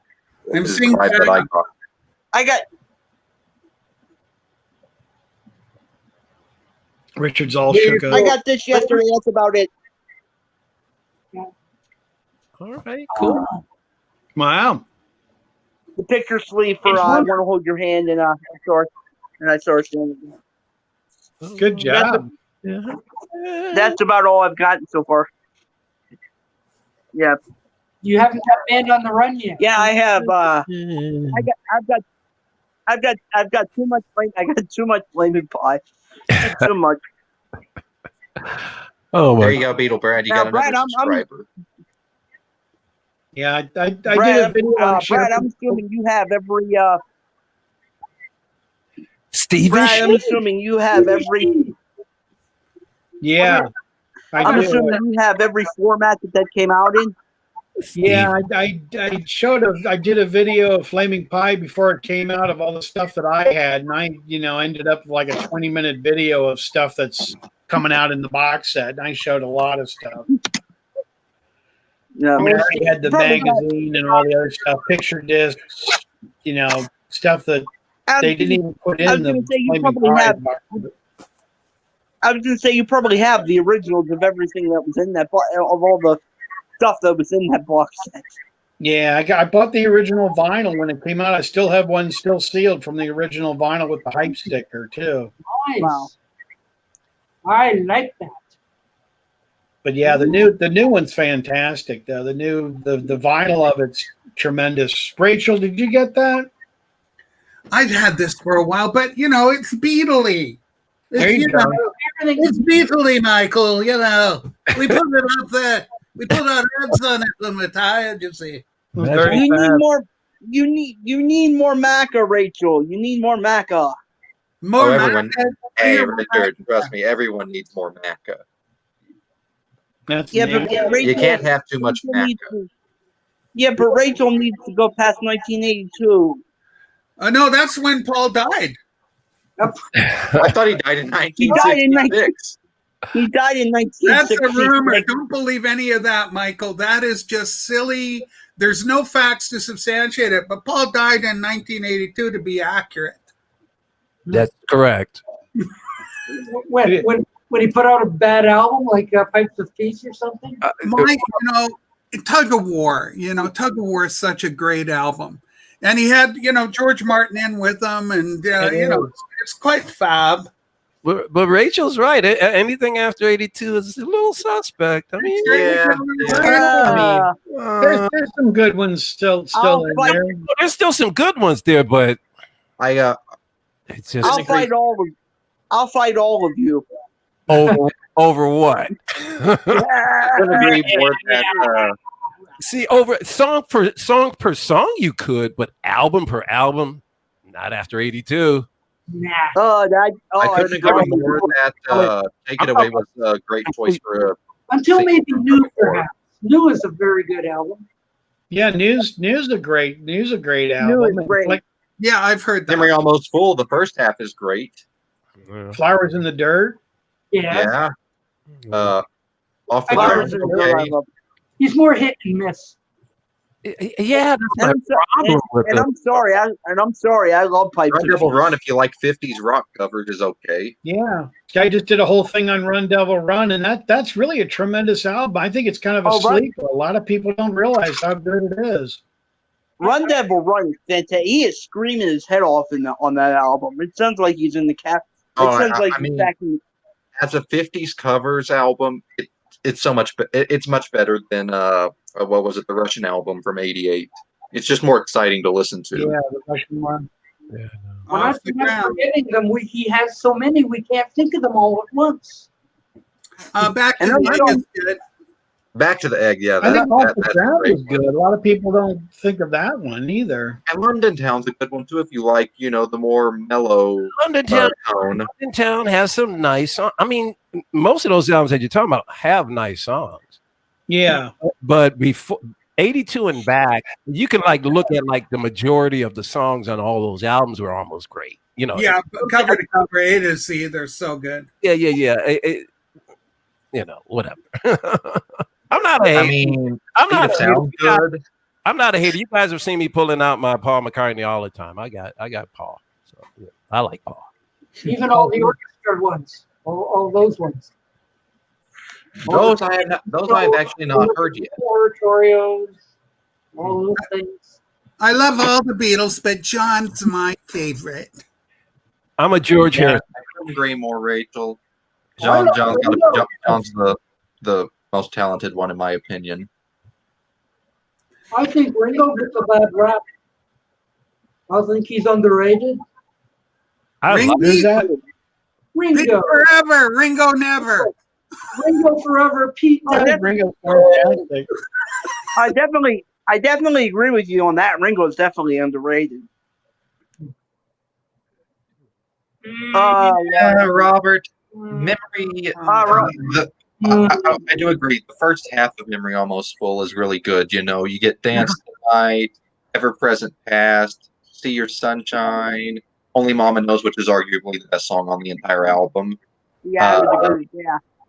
And then you end things off with Mr. Bellamy on the first side, and then side 2 just doesn't I'm do it not for me. coming down. Oh no. Oh, No, no. Yeah, it's Chaos. gonna happen. Chaos and A Day in the Life is my song, the song that's the vein of my existence, and Chaos and Creation is the album that's the vein of my existence. Up, we lost Brad. George Harrison, George. Oh, that's a good album. That's a very nice comp. Yep. I bought that one when it came out, Michael, and I reacquired it. It's back in the collection now. Yeah, and I got what is it? Concert for Bangladesh somewhere around here. Yeah, it's fab. Yeah. I don't get this, but it says George petered out.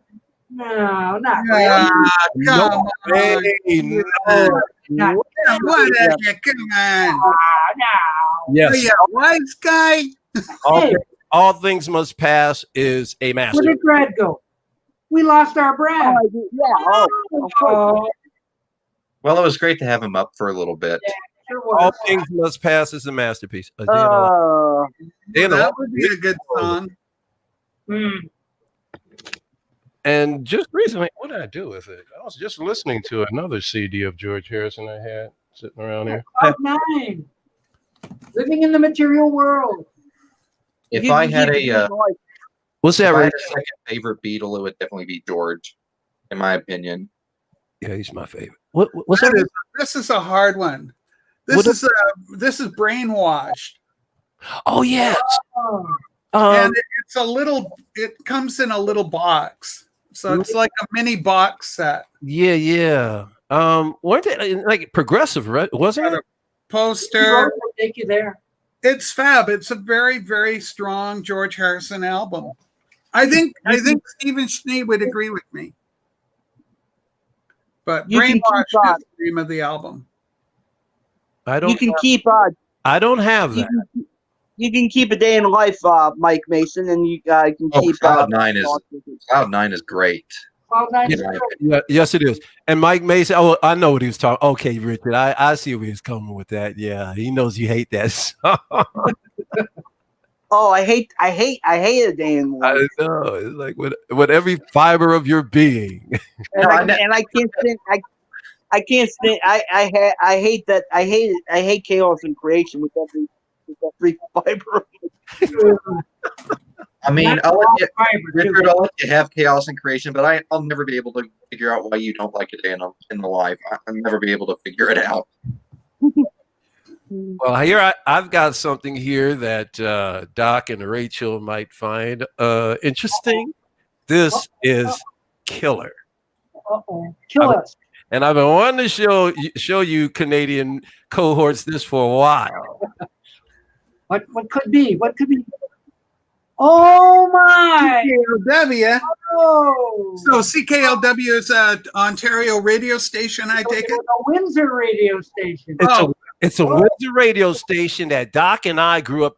See, because we're so close, we're sister cities, Detroit and Windsor. We got CKLW on our radio station as clear as you can get anything. And we would listen to Canadian radio all the time. 50,000 watts. You could hear the thing in Indiana at night. Yeah. They were listening at the North Pole. Listen to what's on here. One Bad Apple by the Osmond Brothers. Stay a While by the Bells. Give More Power to the People by the Shy Lights. Wow. Gypsy Woman by Brian Hyland. I love that song. Love Grows by Edison Lighthouse. Oh, my love grows. Great song. This song is one of the most unusual songs ever done, and a lot of people don't even know what it's about. You remember a song called Timothy by the Buoys? I know what it's about. Timothy, Where on earth did you go? Oh, I know what that's about. Go ahead, Richard. Well, that's about when they were trapped in the mine. And Timothy wasn't a person, I don't think, was he? Oh, yes. People what? Yes, he was. The song is about three men trapped in a coal mine, not knowing whether or not they're going to survive. Yeah. And they eat one of them. And the one that they eat is Timothy. It's Timothy. So you've got a cannibalism hit on your hands. That's right. If you listen to the lyrics, they talk about, the three being together. And then later on in the lyrics, they say it was just me and him. Yeah, Timothy, where on earth did you go? Timothy, oh God, don't I know? Yes, I know. We ate him to stay alive.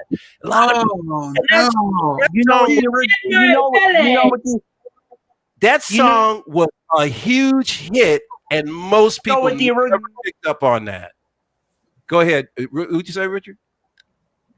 Richard's locked, I think. There he Michael, goes. Yes. You know what the original lyric was? Go ahead.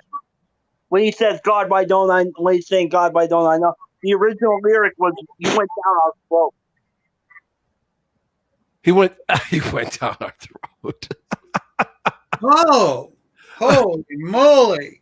Okay, let me finish this off because this is killer, man. American Woman by the Guess Who.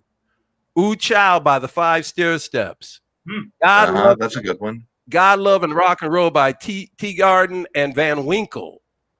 Good Morning Starshine by Oliver. Good Morning Starshine. That's a great That's one. a great song, yeah. Little Green Bag by George Baker. Oh, yeah. Chickaboom by Daddy Dewdrop. Chickaboom, chickaboom. Don't you just love it? Chickaboom, chickaboom, boom, boom. I opened the first door, and what did I see? There you go. Put Your Hand in the Hand by Ocean. Put your hand in the hand. If You Could Read My Mind by Gordon Lightfoot. Yeah. I love that song.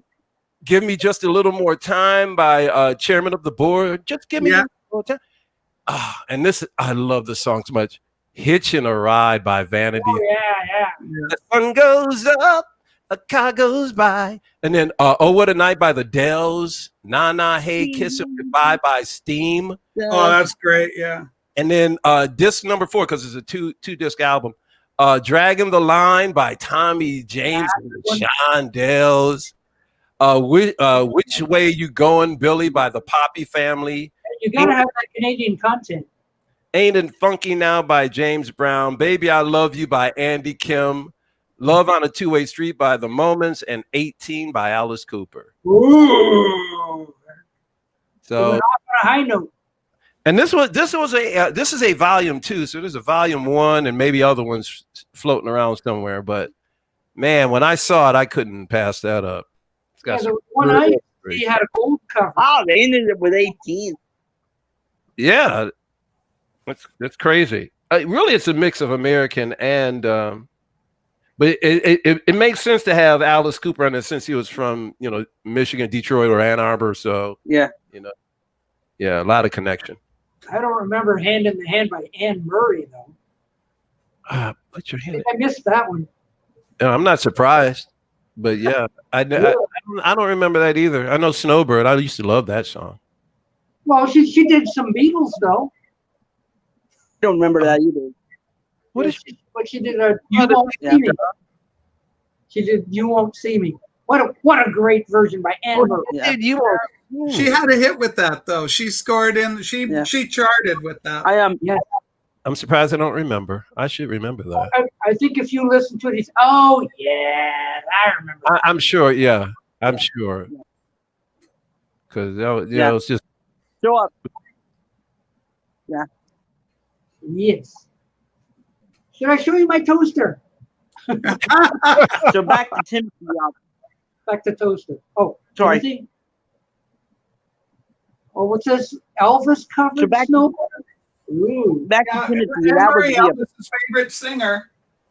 And I did. Yeah. So back to Timothy. That was the original lyric about you went down.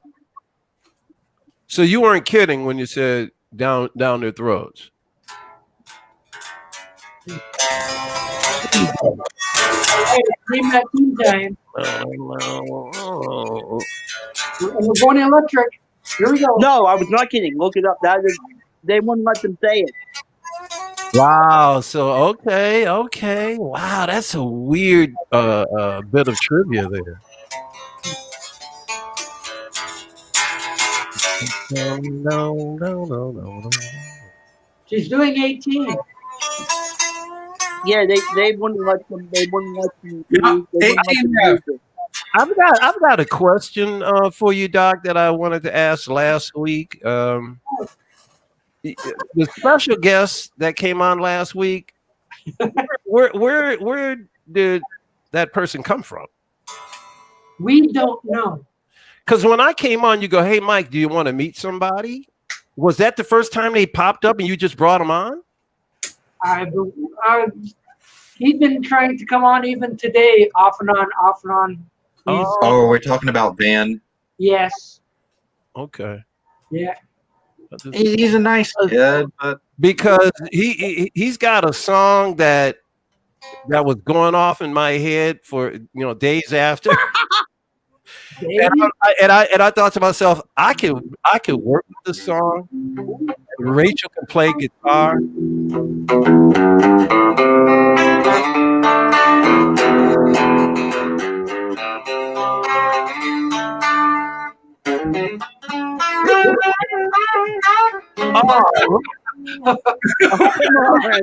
Oh, that's amazing. Rachel, you're a hidden talent. You're better at that than you say you are.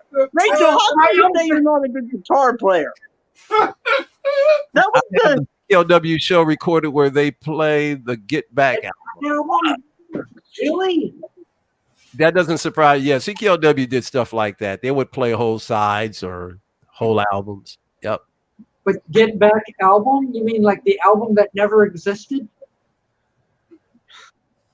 Rachel, how do you mean you what say was you're not a originally good supposed to guitar be Let It Be? I guess. Yeah. Too much fun. But the lyrics that he had for that, it was something about dun, dun, dun, dun, dun. The grass is low, the trees are high, the birds are high. The birds are high. yeah. It was like it was grass is low, and then Rachel had her guitar, and so I went back and I watched it again, and I started singing to it. I went, oh, I can expound on this. And I was going in, I had more of the lyrics and everything. That's a bona fide hit. It just has to be nerve. It just has to be. I couldn't understand anything. I couldn't hear him. I just couldn't understand anything he was saying. Was awesome. Because he picked up his guitar, he says, "I've been working on something." And he, the grass is high, the birds are low, or something like that. And I was like, okay, I'm feeling it. And I went back and watched it. And Rachel had a good. I'm like, and then I had more lyrics, and I had a chorus, and I went, oh man, this is killer.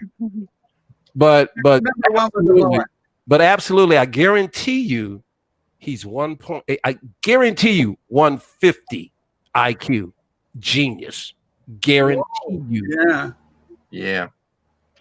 And it just came to my attention by Mike Mason here that today's the 43rd anniversary of Elvis Presley's passing on August 16th, 1977.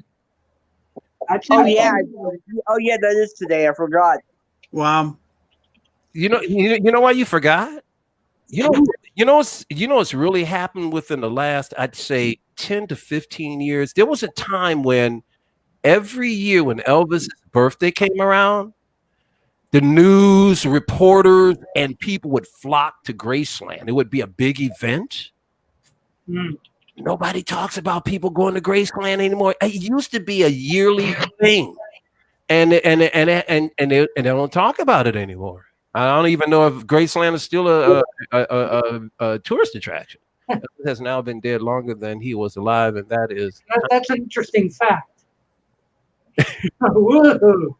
When Elvis died, I worked as a lot boy at a car lot, and every door and every radio. We opened the door on every car in the lot and turned the radios on. Elvis music playing all over. Yeah. It was really something.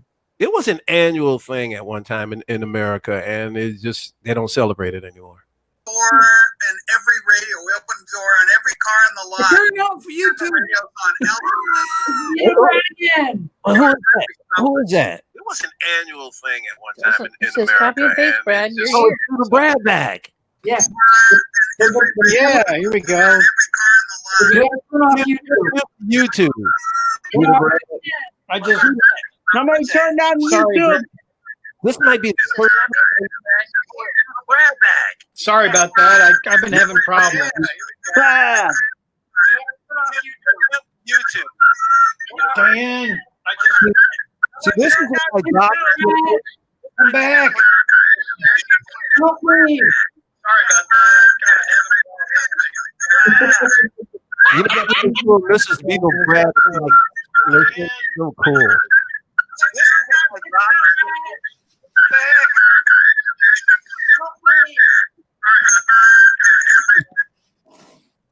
Sounds like there we go. Oh. there we go. Hey, Beetle Brad, the first time I met you a few months back, I remember your wife is like your engineer, your tech. She's good. Yeah. I'm horrible at computer stuff. So yeah, I apologize for all of that to everybody. So yeah, I'm so sorry. Are you kidding me? This is why Doc's show is so legendary. I don't think Beetle Brad has ever left and came back to somebody's show ever. Have you, Beetle Brad? Oh my God. This is amazing. Sorry about that. Yeah. I saw Beatle Brad on here. That's what part of the reason why I came on today, because I saw him on here. I wanted to say hello. I don't get to talk to Beatle Brad that often, so I wanted to come on. Thank you. Yeah, you guys are talking about Elvis, though, huh? Yeah. Look at this, the new title for this show. The Doc's Chaos Circus. Chaos Circus. I like that. The Chaos Circus. The Chaos Yeah, Circus. really. I keep popping in and out, so it's crazy. Yeah. You got anything there you want to make my mouth drop with there, Brad? Yeah, I got a great Elvis story for you if you want to hear a good one. Uh-oh. Oh, Go ahead. One of my best friends dated Lisa Marie, Elvis's daughter. So I've got all kinds of Elvis stories and stuff. Yeah, one of my best friends dated Lisa Marie before Michael Jackson did. Ooh. Oh. Beetle Brad, boy. Yeah, it was pretty wild. Pretty wild. I mean, he had all kinds of great stories talking about Michael Jackson because he started showing up. I'm gonna try to do some chaos here. Are you ready? Go ahead. Nope, it's not gonna work.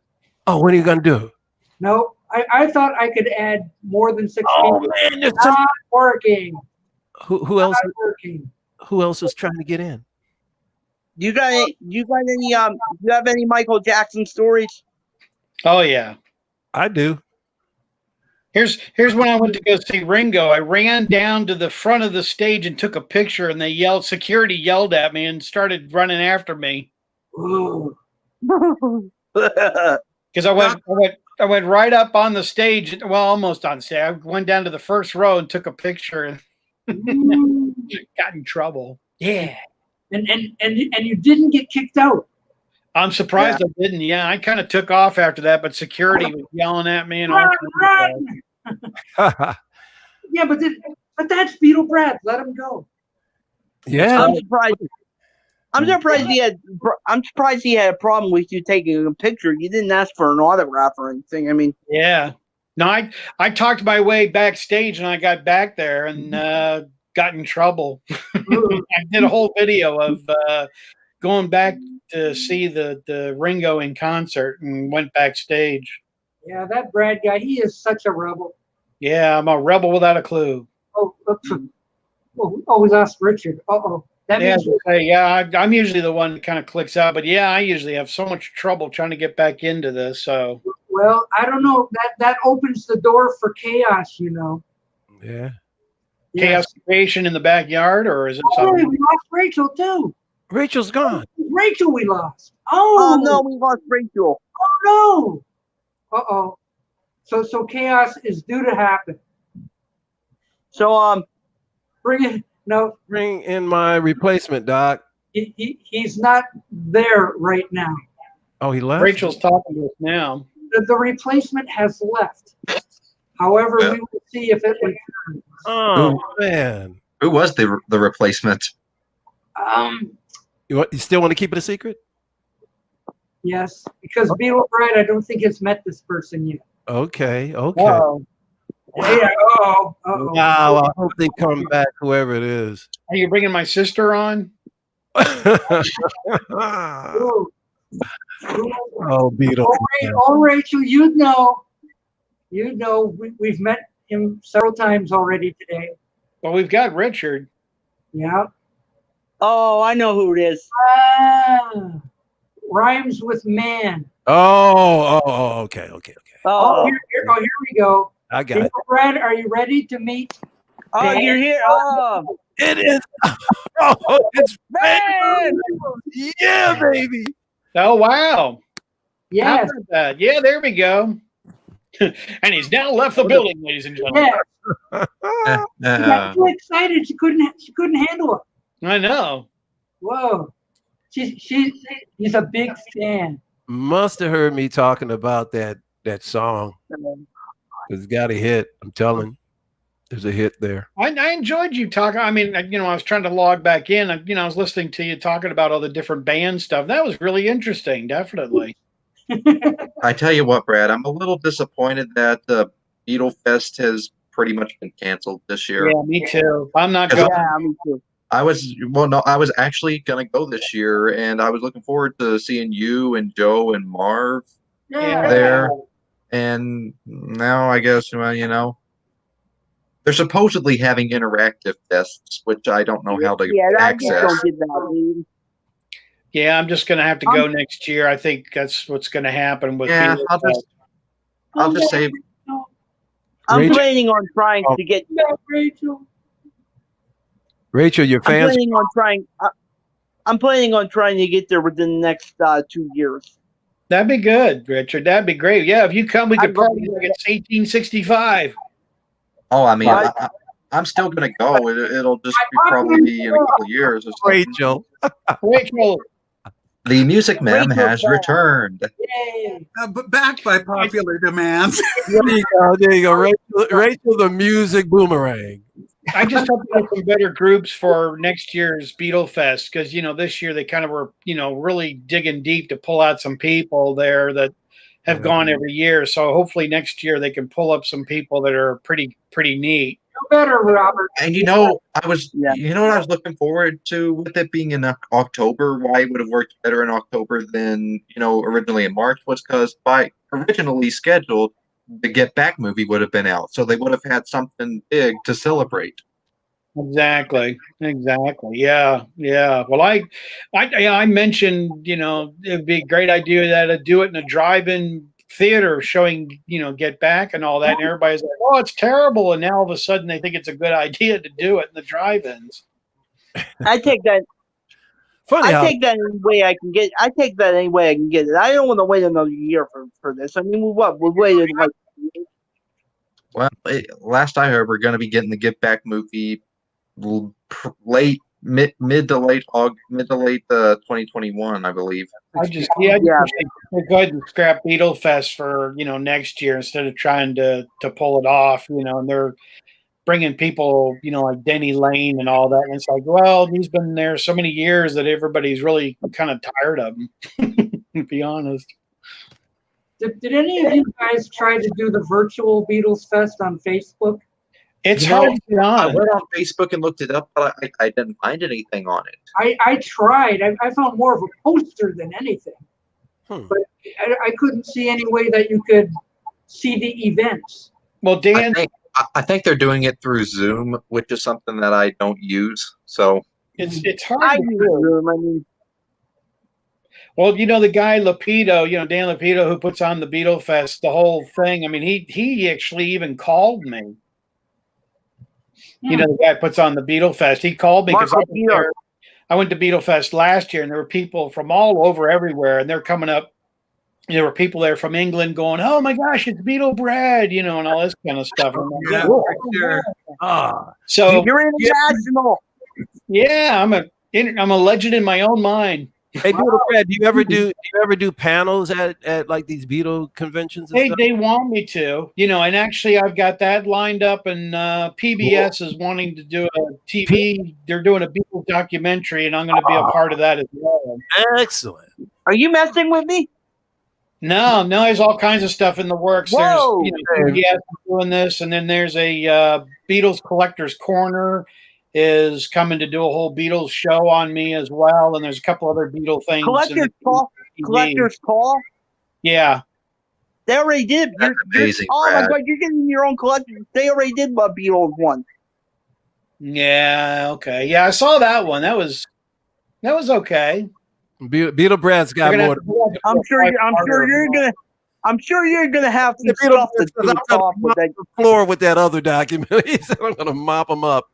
I bet you will. Yeah, I'm sure you're gonna have some stuff So you're gonna have some stuff that's gonna make that guy's collection not look very. Here's my only Beatles CD, Brad. Yeah, I bought this last year, maybe 2 or 3 days after it came out. It's the 50th anniversary remix, the 2 CD one, because I saw it in Target. And I'm like, I'm gonna be honest with you, Brad. I like the 2009 remaster better as far as the sound. Yeah, I but think you're kind of right, really. I have a question for you, Brad. Now they only show go ahead, Richard. Let's hear your question. They only show like 5 or 6 things in that show. Yeah. Each person. What are you going to show? There's so much. And then at the end they do the collector's call thing where they trade where a person trades with the other person. What could you possibly want?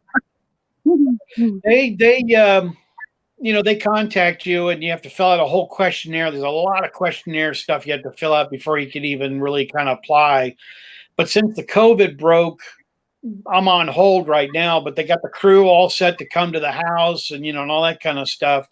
And they want to know, ahead of time when they do the TV show, when they do they set it up ahead and they want to know what you're interested in and what you're going to show and exactly what you're going to do. Because as it stands now, not to really say anything, but this is, I could fill in the show pretty easily.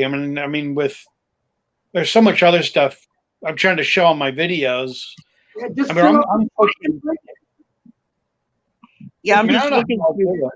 Yeah. Because I'm pushing almost 3,000 Beatle albums, so I'm going to do vinyl, but my room alone will blow their socks off. Yeah. I'm just looking at where you're sitting right now. You could probably just do a whole collector's call show where you're sitting. Yeah, the thing that I just got right here, this is Ringo Starr's autograph. I just got that like 5 days ago. Wow. How did you do that? Yeah, well, let's just say I don't have a kidney anymore. But anyway. Oh. I need Ringo's autograph. I got Paul's. I need Ringo's. Yeah, I've got all 4 autographs, all Paul, John, George, and Ringo all together. But then solo wise, the only one I was missing was Ringo, and I just got that. Well, I've got Ringo twice now. I've got the set behind me of the signed drumsticks of Ringo, and I've got now another autograph of Ringo. So I got 2 solo Ringo. Those are worth big monies. Yeah, at least $5. Well, if you've got a John Lennon autograph in there, then that's got to be worth big bucks. I got 2 John's autographs. Wow, I got really? You got 2 John Lennon autographs. Wow. That's amazing. I got a question for you, Beetle Brad. How is it that you have 3,000 Beatle albums? Yeah. I got them from Rachel. Could you explain that? Rachel's got some Alan White. Well, are we talking like every like reprint, like German? Well, if you're talking about let's say Sergeant Pepper right offhand, I'm talking about albums. I've got it on vinyl from Uruguay, France, Germany, Switzerland, Australia, New Zealand. Holy cow! I actually don't. I actually don't. Poor Beatle Brad. South Africa, South Florida. Yeah, I actually don't think it's that hard to. Hey, I Brad. actually don't think it's that Plastic hard Ono to. Band. Alan White from Yes. Plastic Ono Band. Wow, that's neat, Rachel. Power to the people. Alan White. Yes. That's So I don't really know. cool. But yeah, to answer your question, but yeah, that's there's a bunch of albums, that's for sure. Yeah. I don't know if this is Oh. interesting to anyone here, but I do actually have a signed Brian Wilson CD right here. Oh, that's excellent. Yeah, no, good Brian Wilson. Yeah. Yeah, I actually don't think it's that hard to explain. You have probably every pressing of every album that was released in every country, every reissue. I mean, just everything that was ever put out. I mean, you probably. Oh, there's a few things I'm missing. There was a guy who called me. He's got a record store here in town, and he called me and he said he got in some Beatles stuff that I didn't have, so I just bought some stuff Saturday I didn't have. Look at this. Robert P. has all 4 Monkeys autographs. Wow. Yeah, I've got that as well. I've got all 4 autographs. $400. Good for you, Robert. Oh, that's cool. So, Robert, who's your favorite monkey? Mine's Davey. Mike. Mickey. I've got all 4 autographs as well. I helped Robert get that autograph. Actually, here's a cool autograph. Here's an original signed check by Elvis Presley. Whoa. Oh man. Ooh. That's when Elvis was buying his tour buses, but that's an original check of Elvis Presley when he was getting the tour buses back in '73, I think it is, when he was going on tour. Elvis. Yeah. Wow. You're ridiculous. I'm You're sorry. ridiculous. I think You're ridiculous, Brad. I think You're ridiculous, Brad. I mean, you just pull out an Elvis signed check. It's yeah. You know, so you've got the Beatles, you've got the Monkees, you've got Elvis. You need Hendrix, and you need to get Bob Dylan. You need to have a Robert Zimmerman. Yeah, yeah, that would be good. That would be good, definitely. Yeah. you need Janet. Do you have any of Marilyn Manson? Marilyn No. Manson. I like how Doc has such a straight face when he asks, like, yeah, what's the problem? Yeah, really. Yeah, That's like- stuff. Man. That's a pretty big stretch. That's a pretty big step Yeah. from Oh, he's going to get it. He's going to get it. Yeah, he is. He may have it. I don't know. Mickey's my favorite monkey, and I think followed by Peter. I like Peter's sort of like, hey, I don't give a damn kind Yeah, of. Peter was Yeah, the funny. monkeys are great. I like There we Mike go. because he was kind of the Monkees version of John Lennon. And Mike Oh my God. and Mike Nesmith invented MTV. Oh, well, he Pretty much. influenced it. Yeah. He was doing he videos influenced early on. His Elvis- mom started. His mom made Whiteout. She invented Whiteout. Yeah. That's right. That guy. Wow. What? I mean, Yeah, there's all 4 of them. charmed life. What a Also, And then, Rob's back. and then for fun, I asked him, like, I was backstage with the Moody Blues and got their autograph. Who's I this? sat backstage with them with the Moody Blues. Oh yeah. I got it. Yep. So there's a signed thing from Moody Blues. Awesome. also forgot to mention Now, on But this anyway, bracket, how did you Yeah, do- bunch autographs. I used to party. Who's Paul Brandt? I used to party with John Cougar Mellencamp all the time. Paul Brandt's Canadian country I used to western. party with John Cougar. Now, Yeah. Brad, how did you come across Ringo's autograph? Because I've been trying to find. I mean, it seems like it's really hard to find. I've been trying to find. Not. He's Now you go through different collectors and people and stuff like that. Yeah, I mean, Yeah, since he stopped yeah, signing, it doesn't seem like he's. It seems like he's hard to get now since he stopped signing. Very difficult. Oh yeah. He quit signing. Quit signing because the problem is, so many people are ooh, the zombies. That's good. taking stuff. autographs. Robert, But Because he's got a I'll lot have of stuff. I'll have to show some of the other autographs next time we get together. I'll show you some of the other ones because I've got a lot of other non-music related. Mm-hmm. What's that about? Yeah, I said, come on back, show us, show us, show us. Yes. I mean, Yeah. my parents. I mean, I grew up in Indianapolis, so my parents were very much involved in the Indianapolis 500, and Mario Andretti stayed at our house. Wow. Whoa! You know, and we had cocktail parties, and AJ Foyt was there, and Bobby Whoa. Unser, Mario Andretti, and Bobby I'm a huge Rahal. racing fan. I'm a huge racing fan. What's so that? That's cool. Yeah. Jim Neighbors came over to the Oh house. yes, I do, Mike Mason. I like that group too. Some of their songs, they have some pretty. Who's that? Mike Mason's asking. Oh, sorry. Beer I nugget. didn't. I was trying to see what the pop up was of who had somebody Oh, asking something. Mike Mason, I was busy giving him my autograph.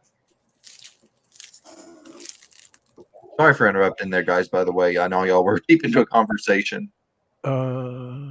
Rachel, what's that one? I think it's Jack Klugman. Johnny Bauer, Toronto Maple Leaf goaltender. Ooh, Yay! Hooray! very good. I got Johnny Brad's Bauer. gonna trump that, right? Oh no! He's coming back. He's gonna trump Johnny Bauer. He probably Oh, has. no. He probably has his stick. I got a million. I didn't know we were going to show autographs. Or else I could have pulled out a lot more. Look, you've already But here I started. Oh yeah, okay, Brad. Now I got you. There's all the zombies. Oh, Yeah. that's neat. Here's me in Boy World, and I got the Beatles Magical Mystery Tour and Beatlemania with Richard's the pulling up Beatles. Thriving And I'm in a George Harrison, Ravi Shankar pose. That's Wow. great Beatles stuff. Yeah, Richard, we see it. Yeah, Richard, we see your copy of Thriving Pain. That's a not just good any album, copy. That's Richard. autographed. That's not just any copy. That's autographed. Driving Rain's my favorite. Richard, I don't know why you don't like that album. You and Joe, you guys have a seizure over that album. Me? I love that album. Oh, yeah, it's funny you say that, Brad, because Joe in recent times has been saying that I like a few songs on Driving Rain. Okay, Yeah, 3 or 4. He likes it. He just likes to cause trouble about it. All right, Richard's got something else here. What is that? I defend that album. I've gotten into fights with Recognize Joe. it, Doc? Who is that? Is that Sergei Fedorov? Oh, a little before his time. Oh, Very faded. But we're talking Mr. Hockey. not Gordie His Howe. Lindsay. I met Gordie Howe. Wow. Smokes. Wow, that's neat, Rachel. Wow. Wow. Rachel, that's pretty cool. Yeah, we love Gordie Howe. Hey, you know he's getting a new bridge named him in his honor down here. Well, so we should. Yeah, and he is an international bridge. So it should be. The Gordie Howe International Bridge between the U.S. and Canada. Yes, that's right.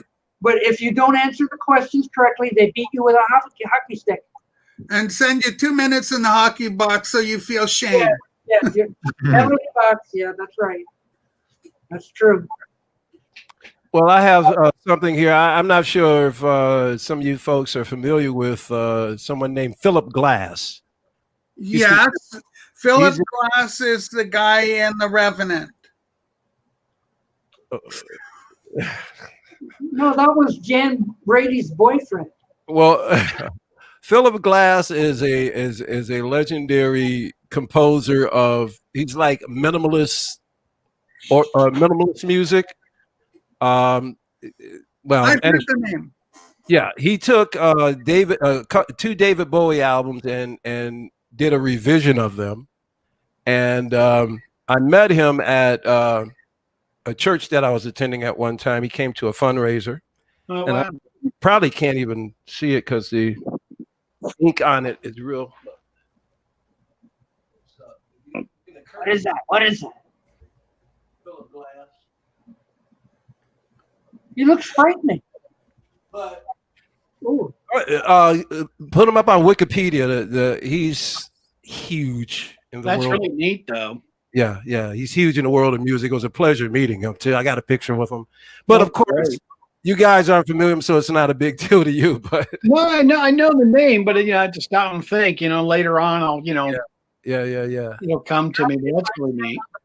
He's worked with just about everybody in all forms of music: rock, blues, jazz. Yeah, and he's done soundtracks. Many movie soundtracks. That's cool. And you got his autograph? Yeah. Yeah.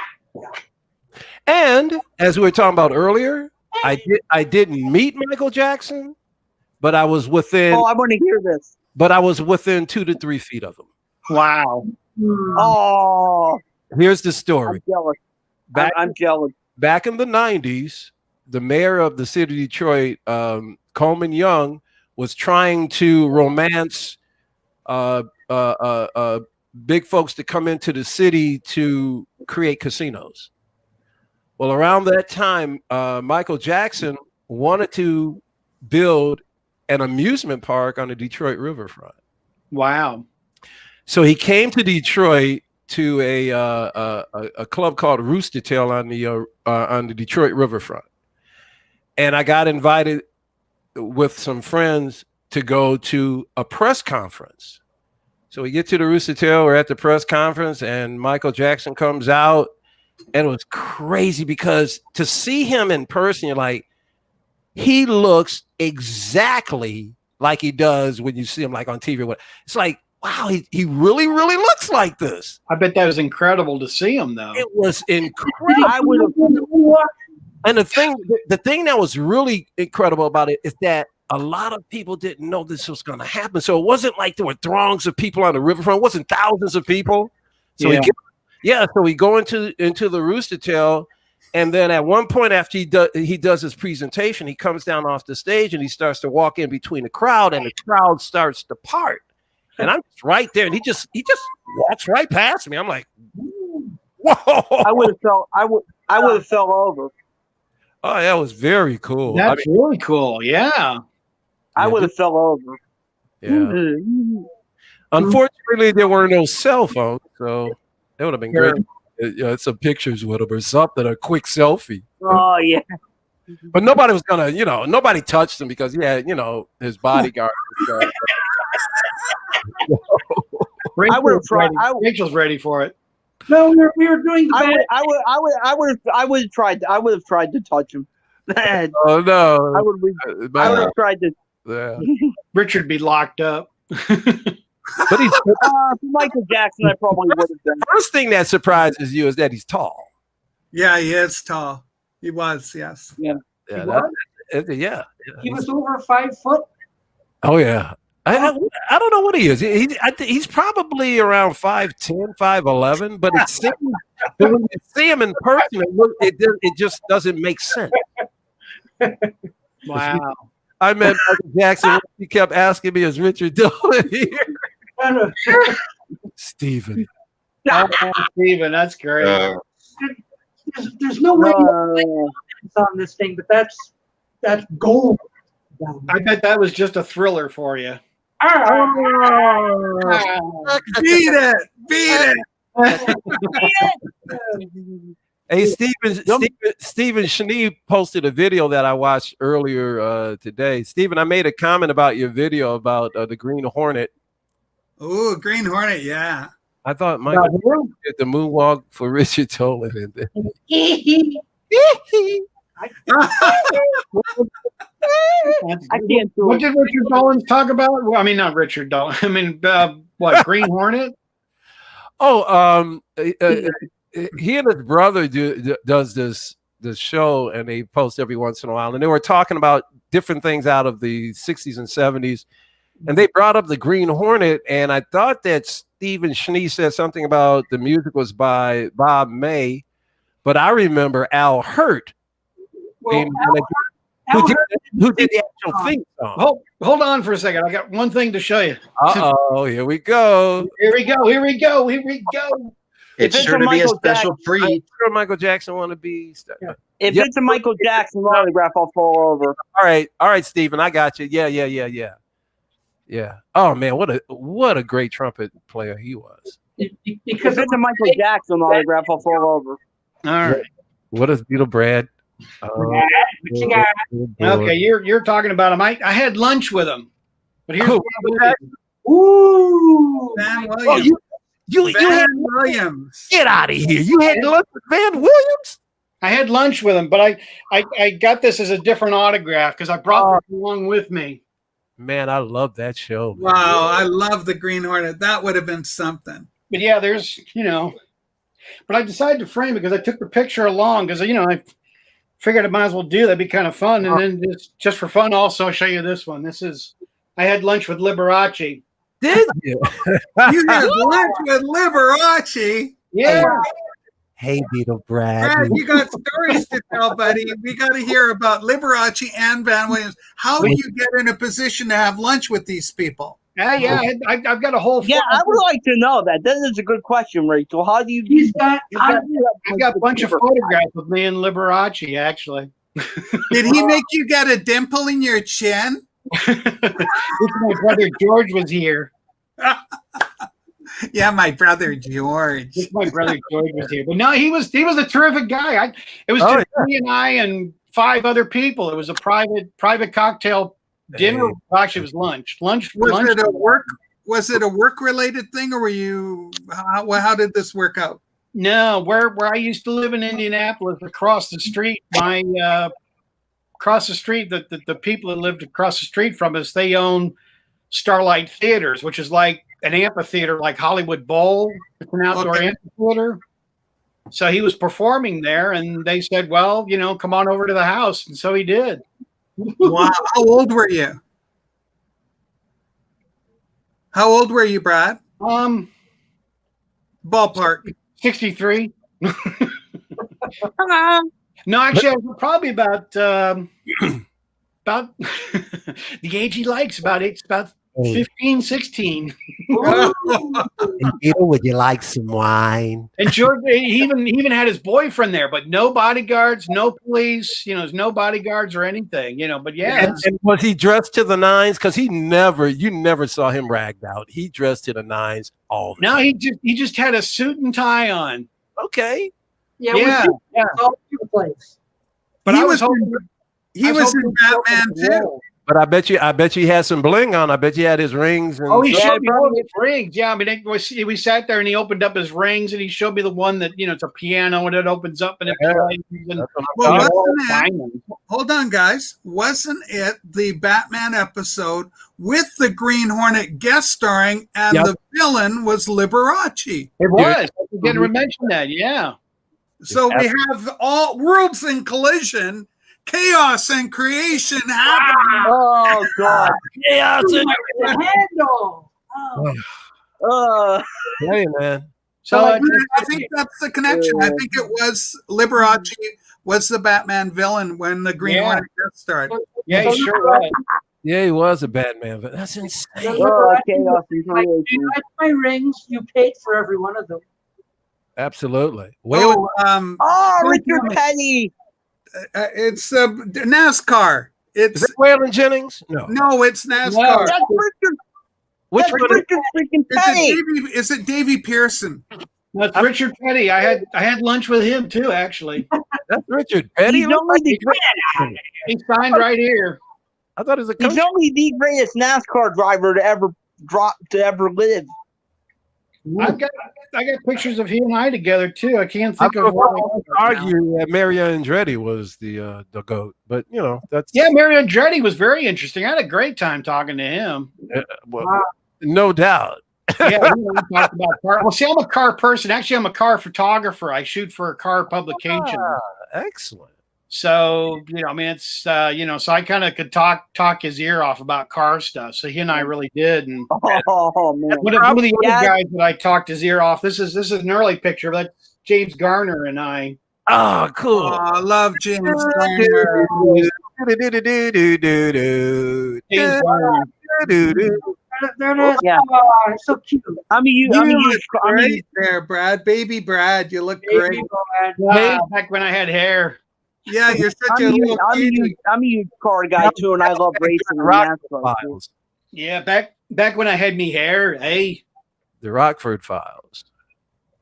Did you meet Earnhardt? Dale Earnhardt. Yeah, actually, I bet him too. Oh my! Wow. Yeah, You know, Brad knows everyone.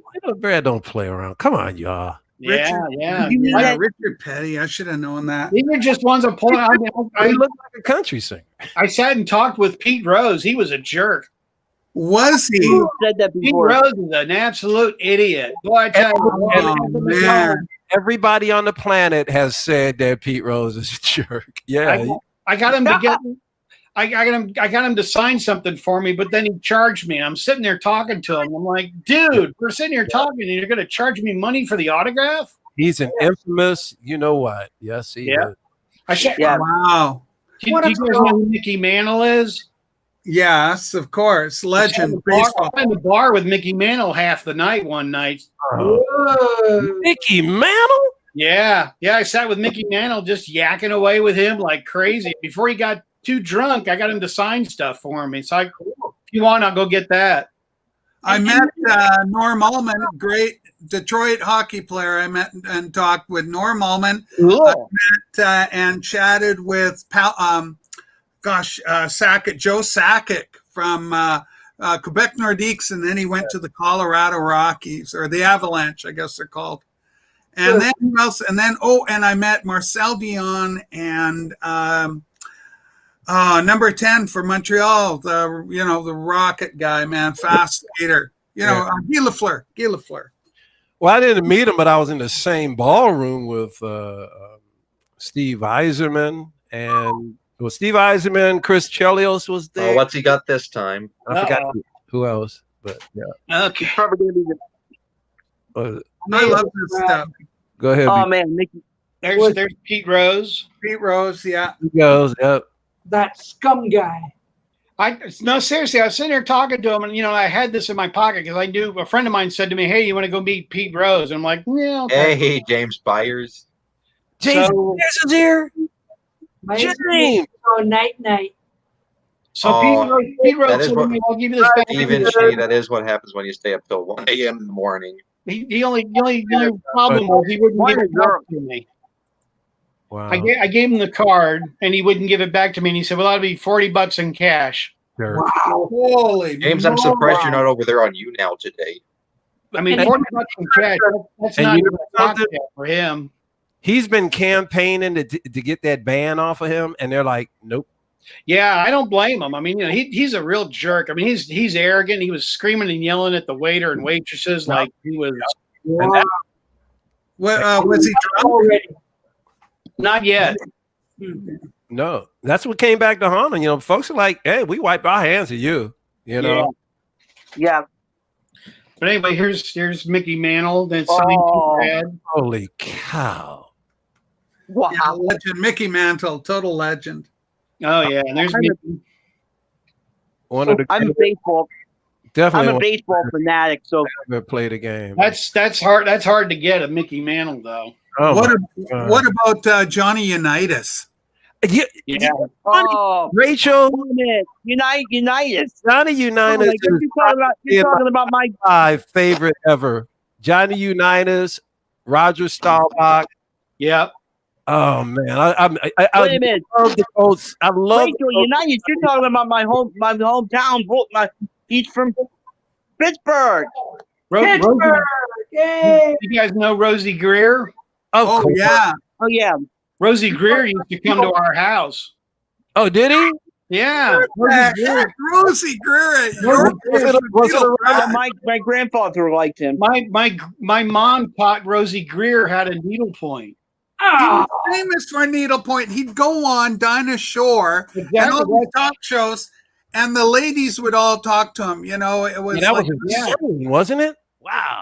Wow, Rosie Greer. He was. My mom taught him how to needlepoint because my mom had retail needlepoint stores, and Rosie Greer flew in from California to learn how to needlepoint, and he sat in our house and had lessons. What about that great?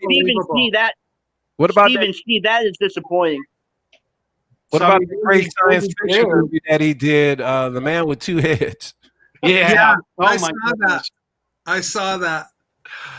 Wasn't it Ray Milland grew? No, Rosie's head grew out of Ray Milland's shoulder. There's another fun one for you. That's the Incredible Hulk. Oh, you met Lou Ferrigno. Lou Ferrigno. Which one did you meet? The guy was the Hulk himself, not Bill Bixby. Hulk. Lou Ferrigno. Yeah. Lou Ferrigno. I met Arnold Schwarzenegger. Ooh. Yeah. Wow. You met Arnold. Let me tell you where I met him. Where'd you meet him? At the gym? In the basement of a J.C. Penney. Oh wow! Really? This is what happened when I was in high school. A buddy of mine, he was into martial arts, weightlifting, anything that had anything to do with discipline and muscle to it. He goes, "Hey man, Arnold Schwarzenegger just came out. It was called Pumping Iron. There was that documentary that came out 75, 76 or something." He goes, Arnold Schwarzenegger, and this is before nobody knew hardly anybody knew who he was. He was just getting big with Pumping Iron. He goes, he's going to be doing a book signing at J.C. Penney in the Detroit suburb. Wow. Oh, let's go. So we go there. We go down the escalator. We go to the sports department, and there's a table right there. And there he is sitting there at the table. He's got a shirt on. Of course, it's fitting tight as hell, and it's plaid. And he's sitting right there. And people are questioning him. And then this one woman goes, show us your chest, Arnold. Show us your chest. And he gets up and he doesn't take his shirt off. He goes, I was born with this body, but not with this dude. And he just flexed. Oh, wow. But you know what's really weird about that story, Michael? What? The same thing happened with me when I met Liberace in the basement. You meet him in the basement? But I'm very serious about this, folks. This is 75, 76 in the basement of J.C. Penney, and he was doing a book signing for Pumping Iron. That's yeah. But so how did you meet Lou Ferrigno, Brad? He was when we were in Indianapolis, once again, and during the 500, he was there during that time and showed up for the 500, and he was staying at our neighbor's house down the street. So he ended up just meeting him at a cocktail party. Arnie here. Hey, Beatle Brad, what about David Letterman from Indianapolis? You're picking on me now about Letterman, aren't you? What? I like David. I know. Well, I mean, as Rachel, because last time, because I think Rachel asked me about this, because I used to do stand-up comedy with David Letterman. So that's why I know Letterman extremely well. Okay. Here's Bobby Labonte. What is that? I had dinner with him, but no, seriously, I did years ago before Beatle Brad became Beatle Brad. I did the comedy circuit, and for years I did, not years, for quite a while I did stand-up comedy with David Letterman and Flip Wilson's brother, Skip. Skip Wilson. I knew Skip real well. Skip and David Letterman. David Letterman was a good friend. I knew David Letterman before he became David Letterman of the TV show, and his mom was our church secretary. My head's spinning. Do you know what, Wild Brad? If you had played your cards right, you could have been Larry Bud Melman. I probably could have had Letterman's show, probably. Rock and roll legend Roy Orbison, Mercy, and late talk show host. Letterman. His phone number. Letterman and I did stuff on a weekly basis. We knew each other real well. Insane. I mean, I knew David Letterman. I remember when he first started making money, Letterman bought for his mom a GMC Pacer. And he was just like, oh, the coolest dude around because he bought a GMC Pacer. So, I mean, here I'm dating myself of talking about Letterman. But Letterman and I, we did comedy. And, he'd be on before I was on. And then he would follow me or I'd follow him. And he and I performed on stage at a comedy nightclub in Indianapolis, which was called Crackers. If you know, I'm familiar with Crackers. I've heard of them. Yeah, so I performed at Crackers, and they're all over the nation. And at that time, I did a morning radio show, and at that time, I did a morning talk show on the radio. You know how they had the mornings, you know, comedy team and all that kind of stuff. I was a part of that. And You're blowing us away, Brad. You're blowing us away. Oh yes, you are. Brad blows me away every time. I got talk stories. to him. I could bore you guys with stories of all kinds. On of stuff. today alone, I learned that Beatle Brad was twice the legend I thought he was before. We've had the life of Brian. Speaking out. So, well, I've met Don Wells. I've met Marcia Wallace. Wait a minute. I've met Ellen Hale Jr. Oh, you met Alan Dale. Oh, yeah, man. So you met two of the Gilligan's Island crew, huh? Two of the castaways I have met, yes, in That's different cool. locations and different times. I also met Uhura, Nichelle Nichols from Star Trek. I've met her. Yep. And I met Richard Hatch, who was the Apollo on or Starbuck in the Battlestar Galactica. Yeah. Wow, well, that's really cool, Rachel. You've met some big people. And I already told you guys I met Sulu from Star Trek. I met him. Yeah, your Sulu story is great. Yeah, in the urinal. That was great. In the urinal, which coincidentally is where a lot of people met Liberace. But that's a whole different. Whoa, Rachel! Oh my We're trying to God! keep this a family show, Rachel. Wow, yeah, But I'm telling the truth. I've been in a urinal. Dan's not here, is he? I like when I told you I'm a car Dan's not here, is he? Actually, you know, by trade, I'm a car photographer, and a friend of mine in Atlanta, I don't want to mention names, but he just bought 2 months ago. He just bought the original Aston Martin DB5 from Goldfinger. So I'm going to do a photo shoot of that next month. The greatest car in movie history. Unbelievable. The only better car was a Bullet with Steve McQueen. Yeah. But I tell you, the DB5 from Goldfinger was just phenomenal, bro. That's a good car. My parents took us to see Goldfinger at the drive-in when we were kids. Oh, that's cool. That's cool. We used to go see. They used to take us to see all the Bond films. He just bought the car. It's incredible, but he's you know, it's a movie car, so it's not in the best of shape. Right. You know, it's pretty wild to cool to see it. Well, which Bond movie was it that Live and Let Die was in? What car did they use in Live and Let Die? The song "Live and Let Die" by Paul McCartney and Wings. Which James Bond movie was that it was in? It was Live and Let Die. Live and Let Die. The movie.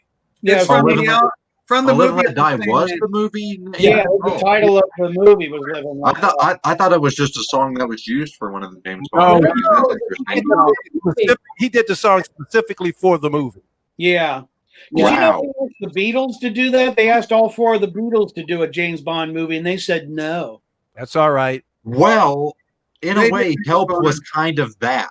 Because if you listen to the instrumental score of Help, at times it reminds you of James Bond. Yeah, yeah. Brad, I love these stories. I just think it's fun because it's so much of our culture, the sports that we grew up loving, and our heroes as kids, and then all these celebrities that we love. Of course, I like the British series, The Avengers, with Emma Peel. Oh, yeah. Oh, my God. Doc, And Steve. Doc is drooling, aren't you, Doc? Are you about ready to pass out, Doc? I am my ears are leaking. Anybody meet anybody from F Troop? No. I wish I could have met Larry Storch, though, Corporal Agarn. Yeah, Agarn was great. Ken Berry was so funny as Captain Palmander. Yeah. Can I show you two more? Go ahead. Do it. Do. You know, I hate to do that. I mean, I don't mean to be, so dominant, but I'm just, it's just kind of fun to share this. And that's No. You're what they call an alpha male, my friend. Don't you? Yeah. I'm just a girl. I'm just having fun showing it to you because it's just the joy of sharing it and showing it. It's you were born with that body, but not with that build. Believe me, I'm enjoying. I mean, I'm a huge baseball fan. I enjoyed seeing the McMahon. And I like the. This is Howdy Doody, which I don't know. That might be good for your time. Howdy Doody time. Yep. I didn't know Howdy Doody time. Yeah, I met Howdy Doody and spent time with him, and then I had lunch with the original Long Ranger and had his autograph. Oh, good heavens. Come on. Wow. Yeah, there it is there. He's so old looking. So okay, but so Clayton Moore is not the original Lone Ranger. Yeah, but this was the guy who did the TV series. Yeah. Color went to black and white and color. You I know. figured it was Clayton Moore though. I liked him a lot.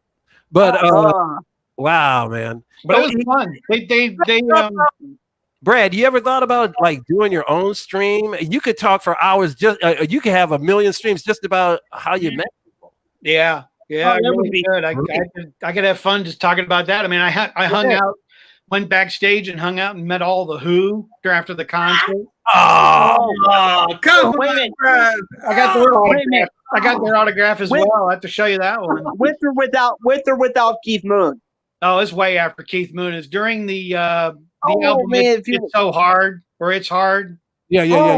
Yeah. I love That's incredible. So that means okay. So but listen to this. So if he went to the Who when he saw them do the release of "It's Hard" or whatever that out, Here we go. We got a Liberace theme coming in here. I can hear it. Yeah. So we're talking the Small Faces. The drummer, Kenny Jones. Steve Jones. I thought you were going to lead me with a Liberace joke or something with that one. No, we're not doing Liberace now. We're doing Kenny Jones. Forget Liberace. No more Liberace. But I was sitting there talking to Pete Townsend and Roger Daltrey and all that, and it was great. And John Westfall was there. So we were just chatting away. I mean, I'm talking to Pete Townsend. I mean, Pete Townsend's just freaky. Well, Pete Townsend is just freaky, though. Yeah, and he's had his ups and downs as a result of his freakiness. Yeah, but he doesn't. Well, I mean, I think he has. Yeah, there we go. Yeah, that out. I got my backstage passes and autograph. Man, Yeah, still have my tour book. Is that the tour booklet, Rachel? No, it's not. This is just the album. One of the greatest of all. Substitute my Coke for gin. Me for him. Brad, I love that song, Substitute. Brad, next time you're on here, you have to show the Who autograph because I want to see the Who autograph. I want to see the Who autograph. It's one of my favorite. They're one of my favorite bands. That song is punk rock. I was born with a silver spoon in my mouth. Oh, what a great! Oh, I love the beginning. Pete Townsend, you couldn't look him in the eye. He wouldn't look at you. Kept looking down basically the whole time. And I'm saying, hey, would you sign this? And he's like, no, kept changing his topic. He kept changing the topic. Really? He won't look at you. I mean, Roger Daltrey, he was. Oh, he's super sociable. Yeah, I mean, he's a real neat guy, real friendly, but he was. Yeah, I'll tell you another one that was really weird that I sat with backstage was when I sat backstage and talked with Sting. And Sting will not look at you and he won't talk to you. He's like, oh man, I got to meditate. I got to spend my time. And, and I'm like, hey, Sting, tell me about, because I went to see them during Ghost in the Machine. Went to go see the Police. Went backstage. Great album. He blew you off. Well, he did more than that. Meditating. Yeah, I mean, but he was meditating. Sting was just a jerk. I mean, Sting was just. He was an absolute idiot because I say to him, "Hey, Sting, would you mind signing it?" He goes, "Oh no, man." He said, "I don't sign stuff after I've meditated." I'm like. Come on, let's I'm sitting here talking to the rest of the band. Oh, I love Police, man. Police. I've got Zenyatta Mandata. I've got Ghost in the Machine. I've got all of Police. Ghost in the Machine was phenomenal. I just got a MoFi of Ghost in the Machine from Japan, and it's sweet. I was living in San Diego when Synchronicity came out. Oh yeah, that's a good one. Yeah. Man. So, but then if we're talking old school, let's see who else music wise. I got tons of groups I could bore you guys with. I mean, I went back and partied with Paul Revere and the Raiders. Oh yes, partied with that's the a good Kinks. one. I went backstage and partied with the Kinks pretty wild. I got a little young. Beatle, Brad, you're my best friend. You are my best friend if you know your British Invasion stuff. Oh, well, I'm big into British Invasion. Yeah. Peter Noon. Have you met Peter Noon? Yeah, I was all set to meet Peter Noon, and we got there, and he decided to leave early, so he blew us all off. Thanks, Herman. Yeah, exactly. Oh, I met Peter Noon. Tell us about it, Kind Mason. of. I love Silhouettes. I was in the shade I was at a concert for the Yeah. Hermans in Arizona last year, and I actually got to see Peter Noon there. So I kind of met him, and I kind of didn't at the same time. I met him as in I saw him, but he didn't see me. He might have seen you in the crowd. But like, well, I do remember I was sitting very close to the stage, Okay. and it wasn't a big theater. It was actually at an RV resort. At an Arby's resort? RV. RV resort. The pancakes with Mariah Carey one year, and we had a spot of tea and crumpets after pancakes. I'm Mike Mason. That's great. Oh man, I love these stories. On my channel, I did a whole interview with Billy J. Kramer, and he was an absolute jerk too. No way, really? I don't want to hear that. He's like talking to Ozzy. He's like, "Well, we were at the concert, and what I have for lunch this morning." I could hang with Ozzy all day long. He's freaking out. Billy J. Kramer was just like, he can't finish a sentence. He's like, man. yeah, I was out at we were partying at this concert, and I did this gig, and what I have for breakfast? And he turns to his wife and he goes, "What we have for breakfast? Do you remember what we had for breakfast?" He said, "Then we went out for dinner last night, man. It was great." I'm like, oh man, don't ruin Billy J. Kramer for me. But if you guys go back a couple videos, I did a whole interview with him and a couple other people. The guy. And then you kind of ruined Neil Sedaka for me. I'm just kind of upset about that you ruined Neil Sedaka. Oh, when I talked about Neil Sedaka. Oh, now, Billy J. Kramer, wasn't it he and his band, the Dakotas, that John gave Bad to Me too? Yeah. Now I know Neil Sedaka was cool. Neil Sedaka is really? Neil Sedaka is a crumb? Let's see, how can I edit this for YouTube viewers and be kind? It doesn't surprise me. Some people get bitter when they're famous, then their fame wanes, and they get a lot of ego strokes. Yeah, Neil Sedaka. We sat backstage. My brother. The reason I got to do a lot of this is because of my brother. My brother had connections. Yeah, all over everywhere. My brother was, anyway. Lord love him. He's passed away from cancer now, but my brother was a great guy. I mean, he knew everybody and could get me backstage to anything. But wow, we were sitting backstage, and my brother's doing an interview for Rolling Stone for Neil Sedaka. So my brother's talking to Neil, and Neil Sedaka said to my brother, my brother said some kind of question like, so what do you think is your favorite album? And Neil Sedaka got up and punched my brother in the face with a boom. Just, okay, here I'm going. What did he hit him with? With his fist. He's like, boom, hit him. And my brother kind of back. And my brother's like, dude, what's your problem? You don't have to do that. And he goes, you don't effing tell me what to do. And he punched him again. Oh, and my brother stood up like, dude, this is it. I don't care who you are. I'm taking you out right now. No, and Sedaka's bodyguard stood up and he goes, "You're not doing anything. Sit down." Wow! And my brother's like, "It's hard to do." No offense, Beatle, but I got more respect for Neil Sedaka. I mean, nobody expects Neil Sedaka to stand up and punch anything but a paper bag. I didn't think Neil Sedaka could fight himself out of a wet paper bag. I know. It's like 4 feet tall. What, Doc? Neil Sedaka is only like 4 feet tall. Carole King's bigger than he is. I tell you what, guys. This brings a whole new light to his song "Calendar Girl." Like a whole new, like what happened behind the scenes of that. It's a dark story. Oh my God! So he had to get up on a chair to hit my brother almost. I didn't know he had a pimp hand. My goodness. But Neil Sedaka is an arrogant egomaniac. I mean, if you don't tell him how great he is, he won't talk to you. Oh, He's an egomaniac. Oh and man! he's got his nerve. Wow! But yeah, he punched my brother right in the face, right in the jaw twice, and I was. Oh my God! Yeah, I have a whole different image of Neil Sedaka. I do too. I don't have anything by Neil Sedaka because of that. Doc's gonna go full on Neil Sedaka now. Oh my God! He turned Beetle Brad right off there.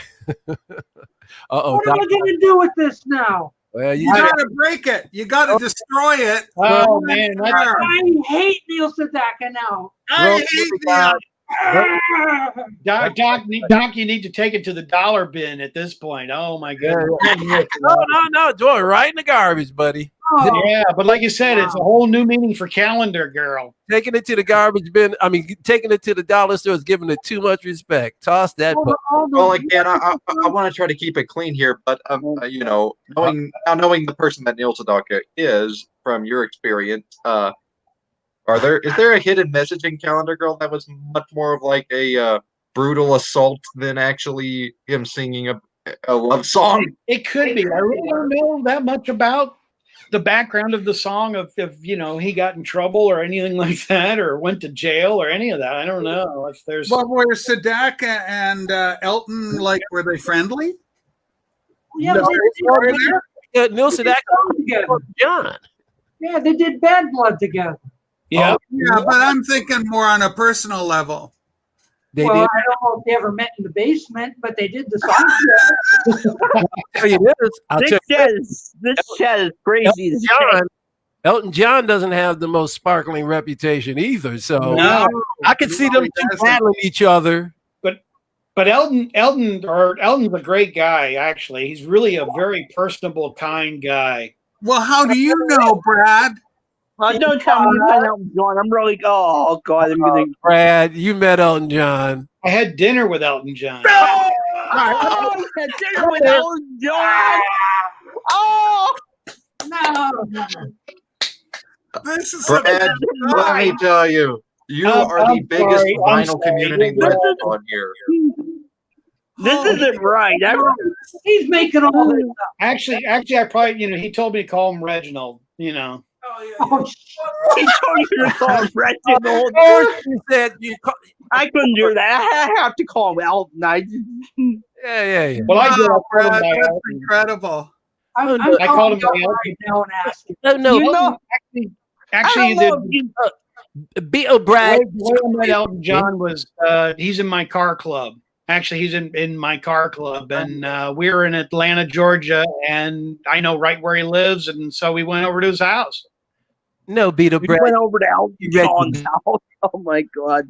Just call him. I don't know if Peter Brad knows I'm a huge Elton John fan. I just did a video about my favorite Elton John song, so I mean, Wow, that's great stuff. I love these stories. Okay, do some more, Brad. Okay, now I got one for you, and I know. Who have you met in Pink Floyd? Pink Floyd is a band. I'm waiting for Beetle Brad to say all of them. I'm having real bad sound quality right now. Yeah, your picture is a little pixelated too. Oh no. Yeah, I'm losing reception here. I think it's YouTube is trying to censor Beetle Brad because he knows too many celebrities. They're afraid of the stories getting out. I'm waiting for him to say he's met one of the Beatles, and he's just been keeping it secret for all this time. But the crazy thing is he's going, oh, Elton John told me to call him Reggie. I mean, that's crazy. Yeah. Just call me Reggie, Brad. Yeah. Oh my God. He's real personable, real. I mean, he's almost like a he's just like a great hostess, I guess you could say. I mean, he's almost like, hey, would you like, because we. Hey man. But he's got a house in Atlanta, Georgia. I mean, I could take you right to his house in Atlanta, Georgia. I mean, he's nice. I own a ton of Elton John. I've loved him ever since.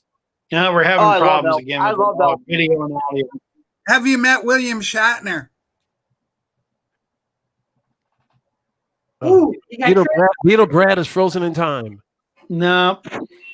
No, William Shatner. But the best part is that Elton John is a great hostess. I've heard wonderful. I've heard You're right, wonderful. I did catch that, Doug. You're right. He's a great host. Oh my God. I'll have to ask him to come be on the Bacchus show next time, right? Indeed. It's like, hey, Elton, if you got nothing going on next Sunday, come be with me on the. Can you get me an autograph, Brad?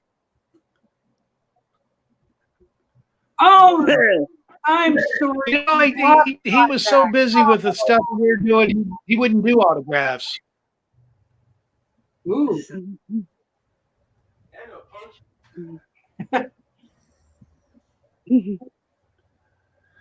Oh Okay, my Mike. God. Okay.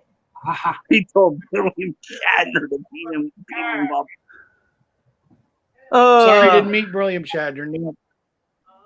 But he meant Leonard Nimoy, though. I saw Bill Cosby when he was shooting the movie Ghost Dad. Oh wow, really? I hear Michael. I can hear Michael Elliott from the other room. You know, I've actually seen Bill Cosby in concert, and I'm embarrassed to admit it because it was before all the stuff came out. He was one of my idols, and I was a huge fan. So I've seen him in concert. I love Bill Cosby, man. He was so funny. Bill Cosby had some great stuff, though. Oh, my. Nice. Bill Cosby did some great stuff, though. Yeah, him and his stories about his brother, the cartoon series. I mean, here's the guy that had it all, and he just threw it all away through silliness. Yeah, he sure did. I mean, think of a guy that wouldn't need to drug women to hurt them. And, you know, because so many women would have dated him anyway. He was such a beloved figure. Yeah, but that way he had his way with them. Yeah, well, it's not about that. Girls would have said, you don't have to do anything. For the criminal who was okay, who's this? You got Elton John. Great album. Don't Shoot Me. It's got elderberry wine on it. I love elderberry wine. This album, it's chocked with brilliance. Daniel's on here. Teacher I Need used one of the great. Fantastic. Blues for Baby and Me. Oh, good Lord. A couple videos back, John, and I put it on my channel. I've got that on there as well. What does it say? Oh, there you Hey, go. Mike, tell Paul. Bye. Yellow Brick Hey, Mike, Road. tell Paul I'll take that sign press to play. What a great album this is. Goodbye, Yellow Brick Road. Yeah, it's an I mean, album. I hear rumors that Goodbye Yellow Brick Road is the only reason that Ringo 73 didn't hit the #1 spot. When Elton John was coming out, nobody could touch him. Oh yeah, that's for sure. Nobody on the entire planet. More ways than one. Not even Paul McCartney. Nobody could touch Elton at one time. Now, Doc, have you met anybody famous worth talking about here? No, I'm nobody. I'm working on the cover of The Bitch's Back right now. That's a great song. Well, give us a sample. That's the one I'm currently working on. Yeah, give us a sample. And that's actually The Bitch's Back is a punk song. That's Elton John's punk song. Yeah, it's a fun song. I like it. That's why I wanted to learn it. Yeah. And Michael, your claim to fame is Sulu in the washroom. Any other celebrities? Sulu, Michael Jackson, Philip Glass. Let me think. I've got some more. I've got others, but I'm not sure you guys would even know them because they're in other genres of music that's just kind of like obscure and stuff. Yeah. I'm trying to think of who. I met a guy named Michael Sheard, and Michael Sheard was the English actor. He plays the admiral in the first Star Wars, where Darth Vader grabs him, and he kind of forces him. He's like, and he dies on the screen. Yeah, Michael Sheard was his name. Michael Sheard. So you met somebody who actually got choked by Darth Vader. That's cool. Yeah, hell yeah. And he lived to tell the tale about it. That Yeah. is cool. I've met Paul McCartney and Ace Frehley. Oh, dude, Ace Frehley? Really? He's my favorite Kiss guy, and what an amazing guitarist. Yeah, wow. Wait, does it count if I saw Lou Ferrigno? Yeah, why not? Well, it doesn't. It was on TV. Doc. Where were you? That was at a Comic-Con held in Windsor 2 years ago. Well, and he was sitting at one of those tables, you know, how they got the thing. Yeah. And somebody brought a kid, like a 2-year-old, remember, that dressed as the Hulk. Okay. And he saw that, he got up and had to go have his picture taken with the parents and the kid. So you just missed meeting him. I actually like. So he was like 4 feet away. You know. I mean, you're in the room. That counts, I guess. 4 feet. I told you I was only 2 to 3 feet from Michael Jackson. Yeah. Okay, I can beat the Michael Jackson story though. I don't know, Rachel. I know. I don't know. Well, you wait and listen to this story. Now, hold on to your hats. Okay. In 1968, 69, I was living in Winnipeg, Manitoba, and they had a thing called the Red River Exhibition. Ooh. And I walked up the ramp and I walked down along the exhibit and I leaned over the fence and there was a tiny little room with a little person in it. And I shook her hand and she said, "Thank you." And she was a munchkin from The Wizard of Oz. She was in the 1939 Wizard of Oz. Wow. Yes. Now, it's better than Michael Jackson. Michael Jackson, as you know, was in The Wiz. Yeah. And she was in the 1939 Wizard of Oz. So there's a old Hollywood connection right there. An actual munchkin. Wow. Wow. Are you sure you weren't at Woodstock smoking with the rest of them, Rachel, this time period? Beatle Brad, you son of a bitch. Sorry, Rachel. Sorry, Rachel. That doesn't beat MJ for me. I'm sorry. No. I mean, Munchkin. That's pretty cool. But That is. I just never really liked the Wizard of Oz. Maybe if I liked the movie, I would. Dude, That was a classic. Wizard of Oz is a classic. Rachel, you know I'm just kidding with you. I know, Brad. I totally think too. Yeah, I love all you guys. I love everybody. So that's cool, Rachel. But I just don't think it beats Michael Jackson. Michael. I gotta go with Michael. It. Now listen, I gotta go with Michael on this one. No, you're okay. Fortunately, I got both my legs, and I'm quarter Native Indian, so we're going to go Indian leg wrestle in the parking lot. There and you go. I think that I'm going to win, Michael. Oh, you'll beat me for sure. I probably won't show up. Yeah. Interesting. Stewart is very often Star Trek fans and won't even talk to them, much less sign anything. He loves his Shakespeare. Yeah, they say he's arrogant. I don't know. Did you meet him? Interesting. Interesting. You speak of the Wizard of Oz. There was a cut scene from the original film that was supposed to be an extra song in it. Really? Yeah. Go to YouTube and look up Wizard of Oz Jitterbug scene. Oh, Jitterbug. Yeah, the Jitterbug. Amazing. It's a cut scene from the film. Do they do All You Need Is Love, or is it? There's a little bit of film. All You Need Is Love. I think you're a little. It's on the DVDs of special features and stuff like that. You can find it on YouTube. Yeah. If you don't, Richard doesn't have it. He doesn't like the Wizard of Oz. What kind of a person are you?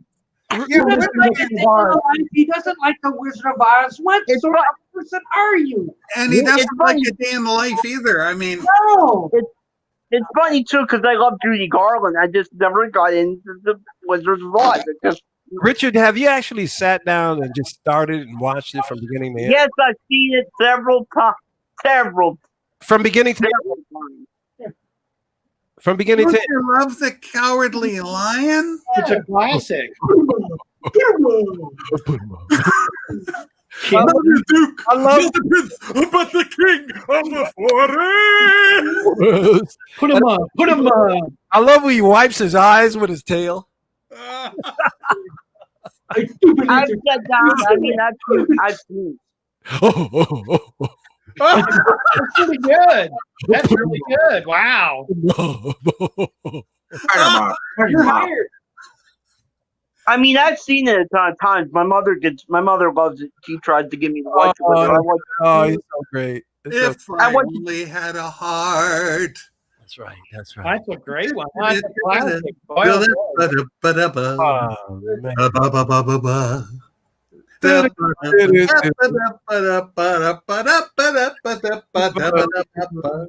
Yeah, James Byers, there actually is an extra scene in there. That's Continue. pretty cool. I'd like to see the extra scene. I'm going to go look it up after we're all done. That'd be fun to see. Thank you. Just to make sure what I said was correct, I'm going to look it up on YouTube to make sure I actually know what I'm talking about. Yeah, it's a jitter, bud. And thinks Beetle Brad, have you met any of the Brady Bunch or any of the Hollywood child actors? Butch Patrick, perhaps? of course he has. Yep, deleted now, scene. I used It was to, I used to deleted. go I over met Christopher Knight. pretty regular. I used to go over to John Cougar Mellencamp's house. Oh, he's a great counselor. We know Hey, that. Hillary Cougar. Yeah, John Cougar. Yeah, I used to go to his house until he got divorced, and then he became a real jerk. Oh, no, bitter. He became embittered. Yeah, I've met, Wait a minute. his Why does he get embittered by his wife, the divorce to his wife? Why does it fall on you, dude? Well, I know. Yeah, it should have definitely. But John Cougar, he lost everything in the divorce. I mean, his ex-wife, Oh, yeah. lost everything. It was That'll so do cool. it. Now, So what, I've been, Beetle Brad, about what album period was it that you had known John Mellencamp? Actually, it was before he became famous, and his big hit was "Hang On, Sloopy, Hang On." Oh, dude, that was like That was his 7 big hit before he. Okay, so he covered that because I think of Yeah, Hang he On Slippy as the McCoys with Oh, Rick he Derringer. yeah. No, he did cover it. I but he was good friends with my brother, so we used to hang out before he was famous, and then after he became famous, he just really kind of got to be a jerk, and we used to go to his beach house. He's got a beach house right down on Hilton Head Island. Yeah. Well, I got to look up Indianapolis bands. So his head got bigger than his shoulders. No, It just look up really did. We'd go out to dinner all the time, and then he'd be like, "Well, I'm John Cougar Mellencamp. I can do what I want," We're like, "Yeah, okay, whatever." Oh man, I would rather hear about the stories of the people that you met that dissed you as opposed to you had a good time. Oh yeah, well, there's more of those. I mean, I've got other bands and groups that are pretty ditchy. That's for sure. Oh man, I've been, Do tell. yeah, I want to know now. Well, like I said, Sting was probably one of the worst. He was pretty bad. Okay. that's something That else. doesn't surprise me at all, though. Oh No. no, the shocker! I'll tell you, the shocker of the night is Neil Sedaka. Oh yeah, Doc is definitely on tops there. I tell you, another one was Louis Armstrong. Neil Armstrong. Neil Armstrong, the astronaut. I heard he was a really cool. No. No, the trumpet player, Louis Armstrong. Oh, Louis and Neil. Yeah, Yeah, you're talking about Satchmo. Well, Louis has a right to diss you, Fred. he did. I'll let him get away with that. Still going through the therapy sessions. Don't bring him up. Okay, well, how did Beetle Brad collide with Louis Armstrong, the legend that is Louis Armstrong? He was performing and went to go talk to him and meet him and all that kind of stuff, and basically he was just coming off stage, really. So we were backstage in the green room, my brother and I and some other people. There were a few other people, and So in other words, you are bugging him. today, boys and girls, we call it stalking, but anyway. There's that pest again. Yeah. I don't know, Beetle Brad. I might have been a little upset if you came to me backstage after I got off stage. Hey man, can I get a chance to deflate? I just No, we're just all hanging out with him. in the for green room, 75,000 people, Beetle Brad. Can I get a chance to deflate, man? It was just, I think he was just coming off stage. And like I said, we were all in the back in the green room and Yeah. there are other people there. It wasn't just me. And I was kind of standing back further and he kind of, he sweats profusely. I mean, he's just, he Well, probably he's lost famous for it. 75 He does, pounds. he does the napkin thing.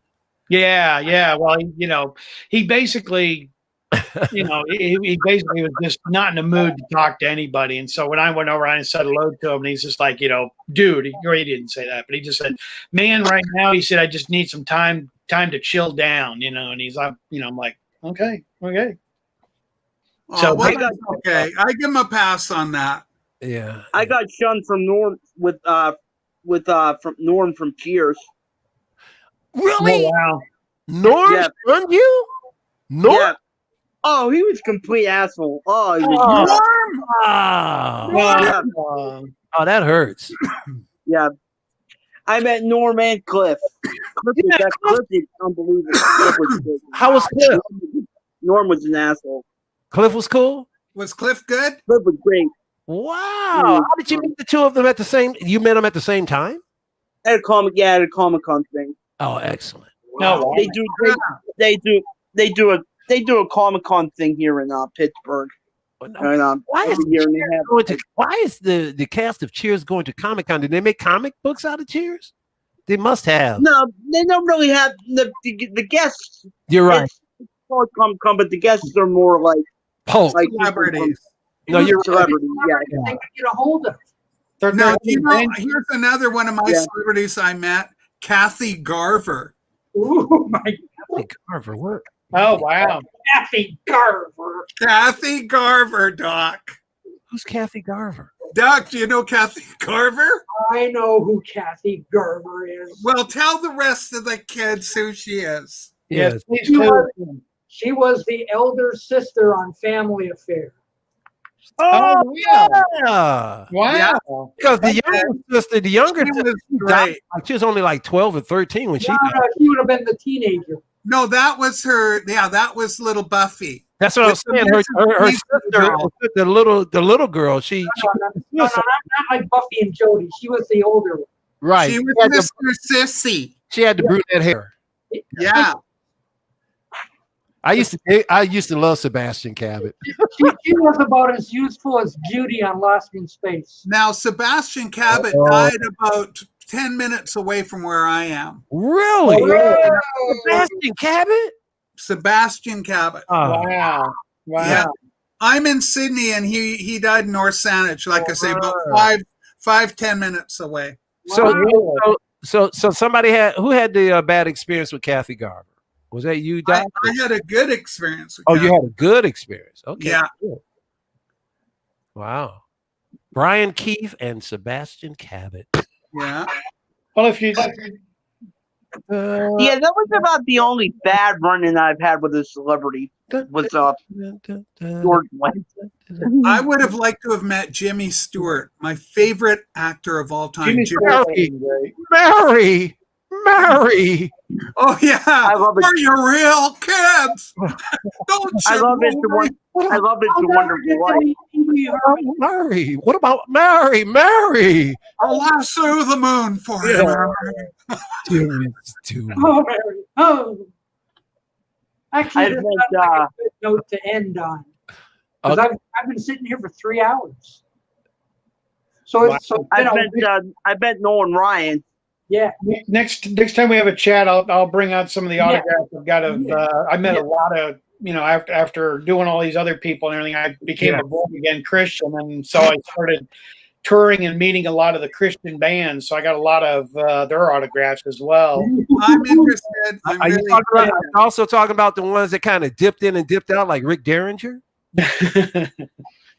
I'm still trying to set up an interview with Joe English for my channel. Joe English, yeah. Joe English is a born again Christian now as well, but he's kind of gone off. I've just seen another sunset. But Joe, what was that? I want to hear what Brad said there. Hey, Joe's a great guy. I met him once before, and he and I got into a pretty heavy discussion about Paul McCartney, but that's another topic down the road. Holy smokes! But yeah, Joe and I've got pictures of Joe English and I, and there's Michael W. Smith, there's Wayne Watson, DeGarmo and Key. Yeah, I know them all. I know Amy of Grant. Yeah, Amy Grant.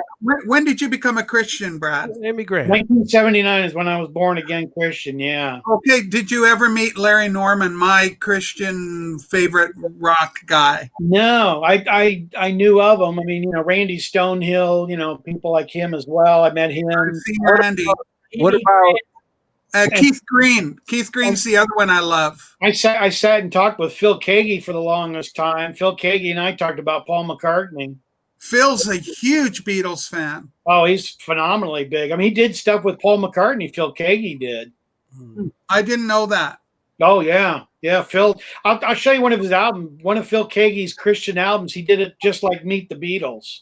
Yeah, Phil is a huge Beatles fan. I know that about him. And he's a phenomenal guitar player. And he co-wrote one of my favorite songs called Your Love Broke Through by Keith Green covered it. Incredible. Did you ever listen to DeGarmo and Key? Yeah. Yeah, I met them too. Mark Farner from Grand Funk Railroad became born again too. He did several albums. He did. Yep. Yeah. Yeah, for me, you and I were around the same time. It was like 77 for me. 77. Yeah. Okay. I would have been 19. Wow, that's great. Yeah, an incredible experience. Amazing. But we don't want to take away from Doc's been here 3 hours. Yeah, got to get out of here too. I got dinner heating on the stove. Yeah, we'll definitely talk again, and I'll have to tell you about the prison ministries I used to do with some of the wrestlers that I knew and stuff that were. Oh man. Yeah, so join us here next week, my friends. You're sure to get a smile. Oh yeah. Thanks. Bye, everybody. Bye, Doc. We're doing the Carol Burnett thing. Doc, you need to do the Carol Burnett thing. We're so glad we had this time together. Yeah. Okay. And I'll have to tell you next time of meeting the Big Duke. Whoa. Thank you for having me on, Doc. It was a pleasure. Yes. So don't forget Thank you, Doc. Next week. It's going to be a big show. Thanks, Doc, for letting me be part of your channel. I appreciate it. This has been great. Thank you. I appreciate every one of you. You guys are fantastic. Thank you. Okay. Bye-bye. Y'all take Bye, care. Doc. Love you. Bye, everybody. Bye. Take care, everybody.